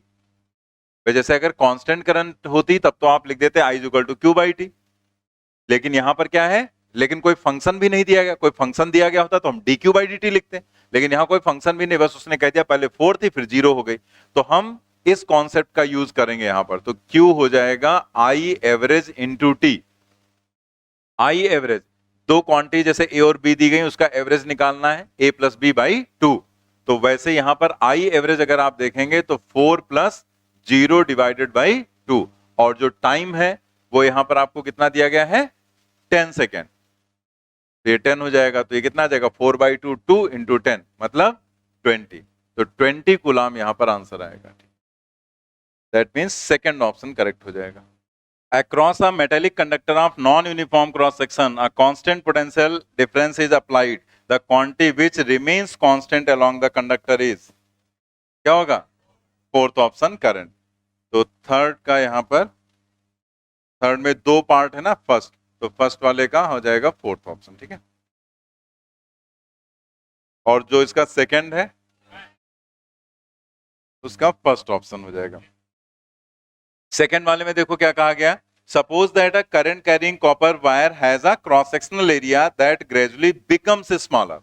ठीक है, जैसे यहां पर हमने जो भी कराया था तो वो स्मॉल से लार्ज हो रहा था, यहां उसने उल्टा कह दिया कि लार्ज से स्मॉल हो रहा है। ठीक है, इस तरीके से ऐसे आपको दिया गया है, smaller from one end of the wire to other, choose the correct statement. As the cross sectional area decreases, the drift velocity, current density and electric field increases. तो पहले ही ऑप्शन हमें सही मिल गया। हम लोगों ने क्या देखा था, जैसे उसने कहा है ड्रिफ्ट वेलोसिटी मतलब vd, और साथ में करंट डेंसिटी मतलब j, और इलेक्ट्रिक फील्ड मतलब E। तो हमें पता है जिधर ये एरिया कम होता है उधर ये तीनों क्वांटिटीज लार्ज होती हैं, बड़ी होती हैं। ठीक है, तो पहला ही ऑप्शन सही हो गया कि जैसे जैसे हम आगे बढ़ेंगे क्रॉस सेक्शन कम होता जाएगा, ये तीनों क्वांटिटीज इंक्रीज करती जाएंगी। ठीक है, the number density of free electrons in a copper conductor is 8.5 10 to power 28 per meter cube. How long does an electron take to drift from one end of a wire 3 meter long to its other end? The area of cross section of the wire is 2 into 10 power minus 6 meter square and it is carrying a current of 3 ampere. जो ये question दिया गया है इसमें सीधे उसने ये कहा है कि एक जैसे कंडक्टर है, यहाँ पर कुछ भी इसका क्रॉस सेक्शनल एरिया है, तो इसमें करंट फ्लो कर रही है। तो करंट जैसे हमने ऐसे दिखा दिया, आई करंट फ्लो कर रही, तो उसने कहा कि कोई इलेक्ट्रॉन है उसको एक एंड से दूसरे एंड तक ड्रिफ्ट होने में कितना टाइम लगेगा। तो अगर हम इस कंडक्टर की लेंथ को L मान लें और ड्रिफ्ट वेलोसिटी जो होती है उसी वेलोसिटी से उसकी शिफ्टिंग होती है। ठीक है, जो ड्रिफ्ट वेलोसिटी होती है वो एक तरह से क्या है, वो शिफ्ट होने वाली वेलोसिटी। तो अगर इसे यहां से यहां तक आने में t टाइम लग रहा है तो वो t टाइम यहां पर क्या हो जाएगा, that is t is equal to displacement upon velocity. ठीक है, अब ड्रिफ्ट वेलोसिटी तो आपको दिया नहीं गया, तो हमें पता है I इज इक्वल टू होता है NEA/VD। तो यहां से VD की वैल्यू हो जाएगी I डिवाइडेड बाई NEA, ये रखते हैं यहां पर। तो T is equal to L divided by I upon NEA, और ये जो NEA है इसको ऊपर ले जाएंगे तो हो जाएगा L NE into A divided by current I। ठीक है, यहां पर सभी वैल्यूज डाल देते हैं। लेंथ आपको दी गई है 3 मीटर, नंबर जो डेंसिटी दी गई है वो 8.5 into 10 to the power 28, electron का charge 1.6 10 to the power minus 19, और क्रॉस सेक्शनल एरिया आपको दिया गया है 2 into 10 to the power minus 6, divided by current आपको दी गई है 3 एम्पियर। 3 और 3 कैंसिल हो जाएगा, बाकी आपको मल्टीप्लाई ही करना पड़ेगा। जब मल्टीप्लाई करेंगे तो ये फर्स्ट ऑप्शन आ जाएगा 2.72 10 to the power 4 सेकेंड। चलिए वापस आते हैं थ्योरी वाले पार्ट पे। Some important cases based on formula R equal to rho L upon A। दो केस हम लोगों को करने हैं, केस फर्स्ट और केस सेकेंड। केस फर्स्ट देखते हैं, यहां पर जो रेजिस्टेंस का फॉर्मूला है R equal to rho L upon A, इसी पर बेस्ड हम लोगों को ये केसेस देखने हैं यहां पर कुछ। तो जैसे ये जो फॉर्मूला होता है इसमें रो होती है, क्या होती है, रेजिस्टिविटी, और L लेंथ और ए एरिया, क्रॉस सेक्शनल एरिया। थोड़ा एक स्टेप आगे बढ़ गए, ठीक है, लेकिन अभी भी एक पूरा कंप्लीट नहीं। एल लेंथ है, ए एरिया है, क्रॉस सेक्शनल एरिया, इतना तो सभी को पता है। यहां पर ये इस बात पर डिपेंड करेगा कि एल आपको लेना वहां पर क्या है, वो डिपेंड करता है कि पोलरिटी कैसे वहां पर कनेक्ट की गई है। कोई भी कंडक्टर, जैसे आपने ये कंडक्टर लिया, अब इस कंडक्टर में जैसे मान लेते हैं ये कंडक्टर है और इस कंडक्टर में आपने एक बैटरी आपको कनेक्ट करना है, तो बैटरी आप कैसे कनेक्ट कर रहे हैं, तो इसमें लेंथ क्या लेंगे। ऐसा नहीं कि ये आपको जो दिख रहा है यही एल की जगह रखना है, ये यहां पर नहीं चलेगा। यहां पर जो भी एल है या जो क्रॉस सेक्शनल एरिया है वो इस बात पर डिपेंड करेगा कि प्लस और माइनस कहां पर कनेक्ट किए गए हैं। तो बस हमें यही बात समझनी। तो ये एक्चुअल में जो एल होता है वो सिर्फ लेंथ नहीं, बल्कि ये होता है डिस्टेंस कवर्ड बाई करंट, मतलब जो करंट डिस्टेंस कवर करेगी।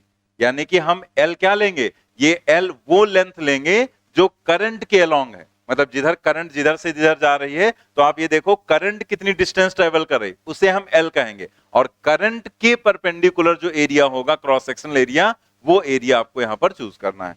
तो यही चीज समझने के लिए यहां पर इन दो डायग्राम्स को हमें समझना पड़ेगा। दोनों डायग्राम आप देख सकते हैं बिल्कुल सेम है, ऊपर लिख भी दिया गया है केस फर्स्ट में, resistance of a given conductor depends on L and A, that is how the potential difference is applied. तो पहले ये दोनों डायग्राम दिखाते हैं हम।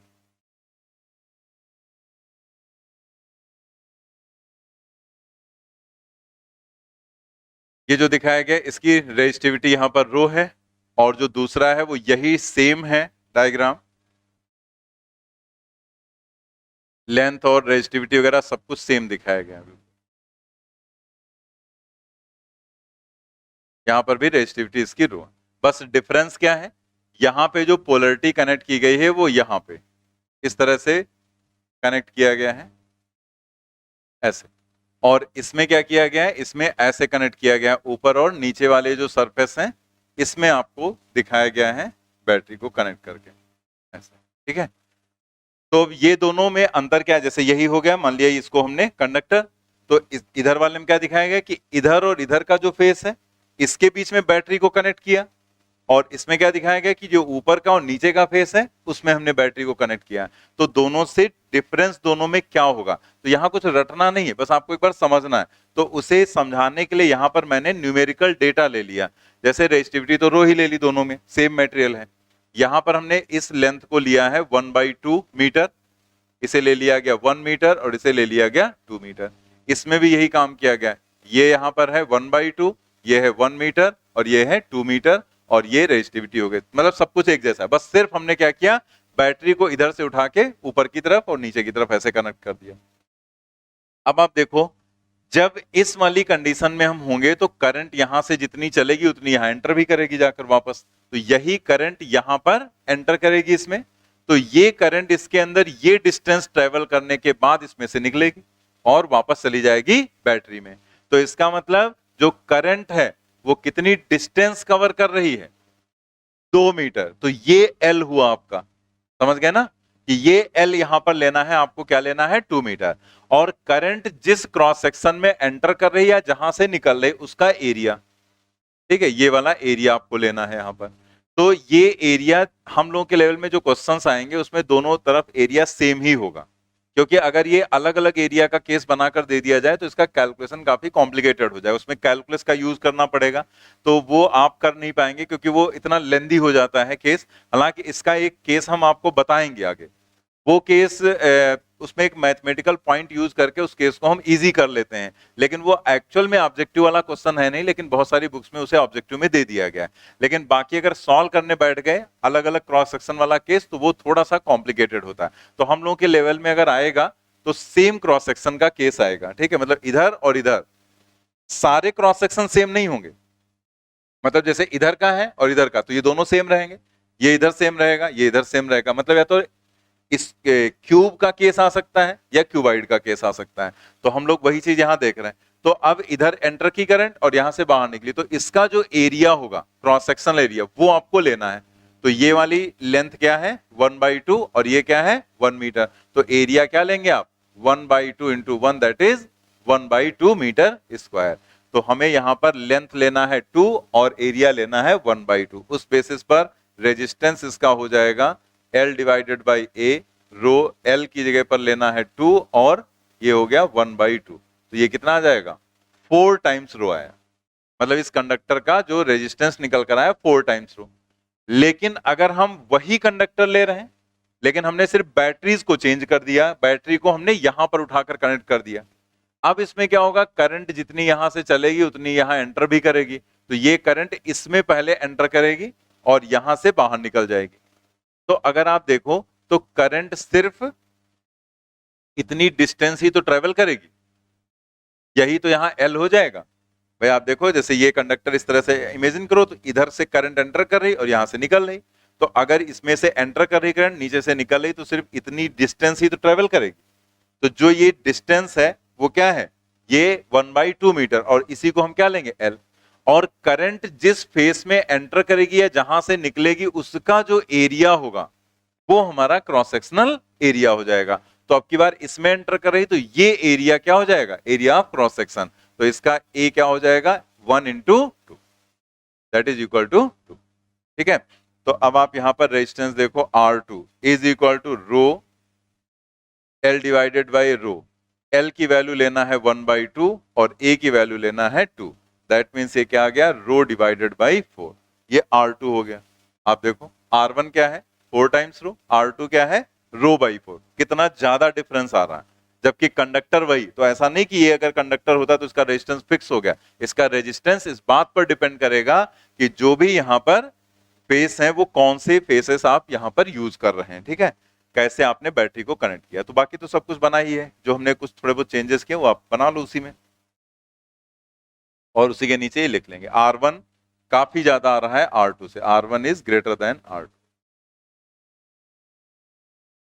नेक्स्ट हम लोग देखते हैं यहां पर केस 2, स्ट्रेचिंग ऑफ वायर।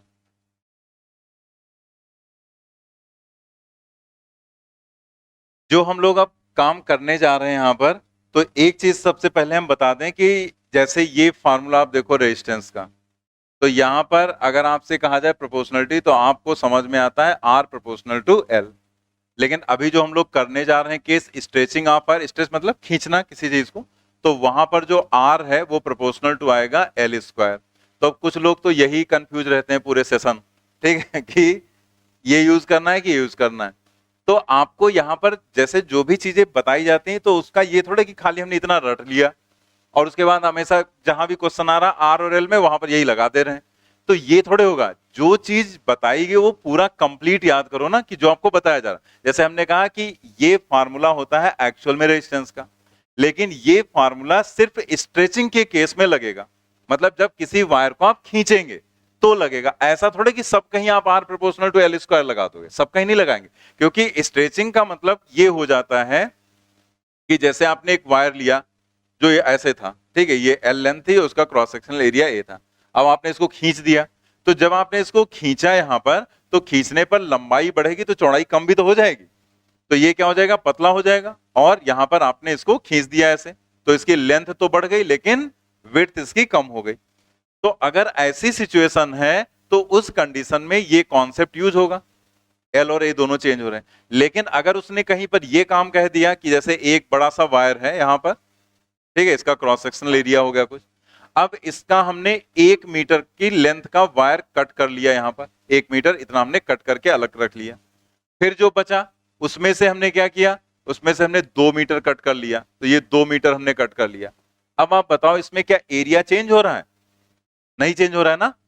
यहां पर लेंथ तो 1 मीटर है, यहां 2 मीटर है, चेंज हो जा रही, लेकिन क्या एरिया चेंज हो रहा है, नहीं चेंज हो रहा है ना। तो यहां पर अगर आपने लगा दिया R प्रोपोर्शनल टू L² तो गड़बड़ नहीं हो जाएगी, गलत हो जाएगा आपका। तो यहां पर हम क्या लगाएंगे R प्रोपोर्शनल टू L। तो हमें ये दिमाग में है ना कि जब एरिया चेंज नहीं हो रहा है तो रेजिस्टिविटी भी नहीं चेंज हुई, सेम मटेरियल है, एरिया भी चेंज नहीं हुआ, तो R प्रोपोर्शनल टू क्या आएगा L। तो ये चीज आपको थिंक करनी है। तो ये वाला जो कॉन्सेप्ट है वो स्ट्रेचिंग में लगेगा, बाकी इसको और कहीं नहीं लगाएंगे। बाकी और लगाने के लिए आपको सोचना पड़ेगा कि यहां पर क्या दिया गया। तो हमने ऐसे भी क्वेश्चंस दे रखे हैं कि आपका जो कंफ्यूजन है एक बार यहां पर बता दिया, एक बार क्वेश्चन में भी हम लोग करेंगे तो वो चीज दूर हो जाएगी। लेकिन ये मेरा समझाने का पर्पज यही था कि बहुत लोग ये गलती करते हैं, उनको जहां ही आर और एल का रिलेशन लिखना होता है वो ये वाला लिख देते हैं। लेकिन ये कब यूज होगा? स्ट्रेचिंग में सिर्फ यूज होगा जब आप किसी वायर को खींच रहे हैं, तो वहां पर जब दोनों चीजें बदल रही, लेंथ बढ़ रही है और एरिया कम हो रहा है। ठीक है, कोई भी वायर जब रहता है तो वायर अगर आपसे कहा जाता है तो आपका मतलब एक तरह से सर्कुलर क्रॉस सेक्शन से होता है और सॉलिड से होता है। जैसे आपसे वायर कहा गया तो कोई वायर जब कहा जाता है तो आप हालो वायर नहीं सोचते हैं, वायर मतलब सॉलिड। जैसे जितने घरों में वायर लगे होते हैं, कोई भी वायर कट करके देखो कोई हालो नहीं मिलेगा, सब कैसे होते हैं? सॉलिड वायर्स होते हैं। तो वायर सिंपली अगर कहा जाएगा तो वो सॉलिड होगा। मास मान लिया इसका m है, क्रॉस सेक्शनल एरिया यहां पर जो भी है ये क्रॉस सेक्शनल एरिया ये a के बराबर होता है। रेडियस उसमें नहीं दिखाया गया है तो आप ऐसे दिखा लो, r क्रॉस सेक्शन की रेडियस हो गई यहां पर। इसका जो वॉल्यूम है, अगर हम वॉल्यूम लिखें तो वॉल्यूम क्या हो जाएगा? a into L. एल यहां पर क्या हो गई? इसकी लेंथ हो गई। ठीक है, तो वॉल्यूम मतलब जो मटेरियल है उसका जो वॉल्यूम है वो क्या हो जाएगा? Cross sectional area into L, length हो गया। तो अगर आप इसको खींच दो तो क्या इसका वॉल्यूम कम हो जाएगा? वॉल्यूम तो उतने रहेगा, लंबाई चेंज हो जाएगी, चौड़ाई चेंज हो जाएगी, लेकिन वॉल्यूम थोड़े बदल जाएगा। या मास अगर हमने खींच दिया तो क्या मास चेंज हो जाएगा? नहीं चेंज हो जाएगा। ना मास चेंज होगी, ना डेंसिटी चेंज होगी और ना ही वॉल्यूम चेंज होगा। तो ये सारी चीजें कांस्टेंट रहेंगी। यहां पर आर जो है वो रेडियस है क्रॉस सेक्शन की, और डी जो है वो क्या है? डायमीटर। यहां पर अगर इसका डायमीटर भी लिखना हो तो हम उसे डी लिख सकते हैं। तो आर तो शायद लिखा हुआ है ना? नहीं लिखा हुआ, तो लिख लेते हैं दोनों चीजें। आर का मतलब radius of cross section,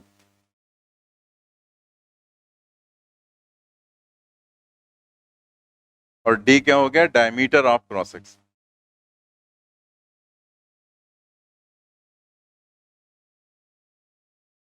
diameter of cross section.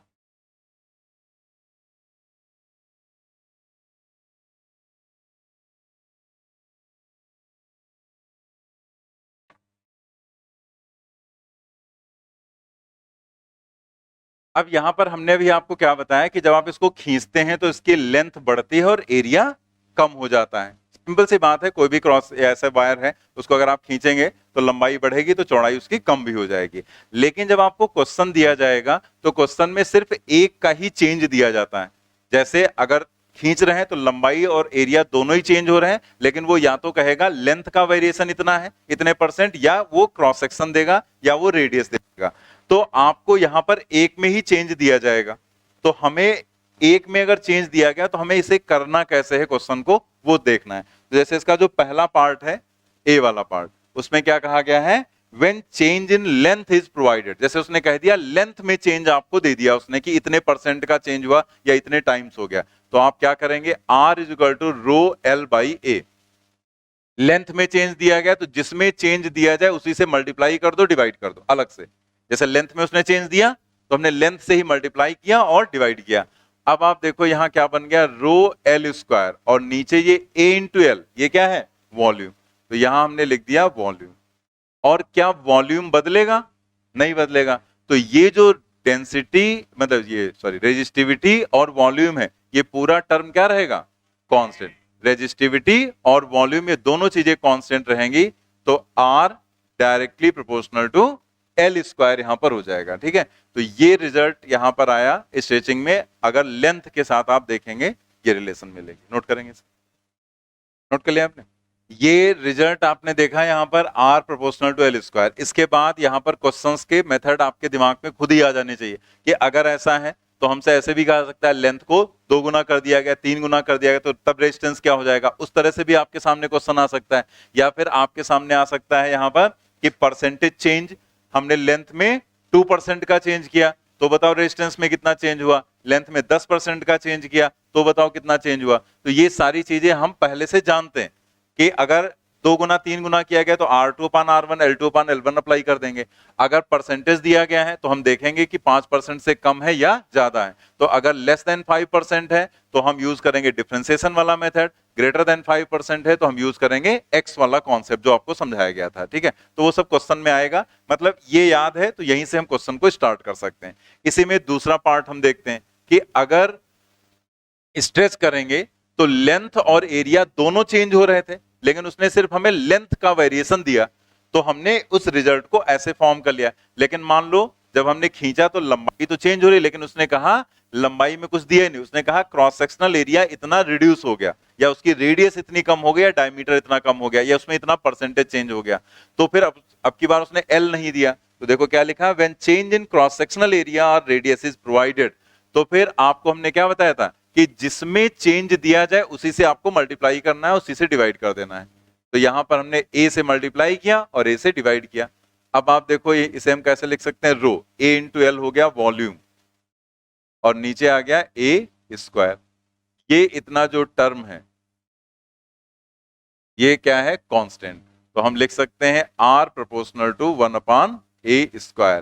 Proportional to हमें पता है जो एरिया है क्रॉस सेक्शनल उसको हम लिख सकते हैं पाई r स्क्वायर। ठीक है, तो जब आप यहां पाई r स्क्वायर रखोगे तो r का स्क्वायर फिर हो जाएगा ना, तो r टू द पावर क्या आ जाएगा 4, तो r टू द पावर 4, और r और d डायरेक्टली प्रोपोर्शनल में रहते हैं, क्योंकि जो रेडियस है वो डायमीटर का क्या होता है, आधा।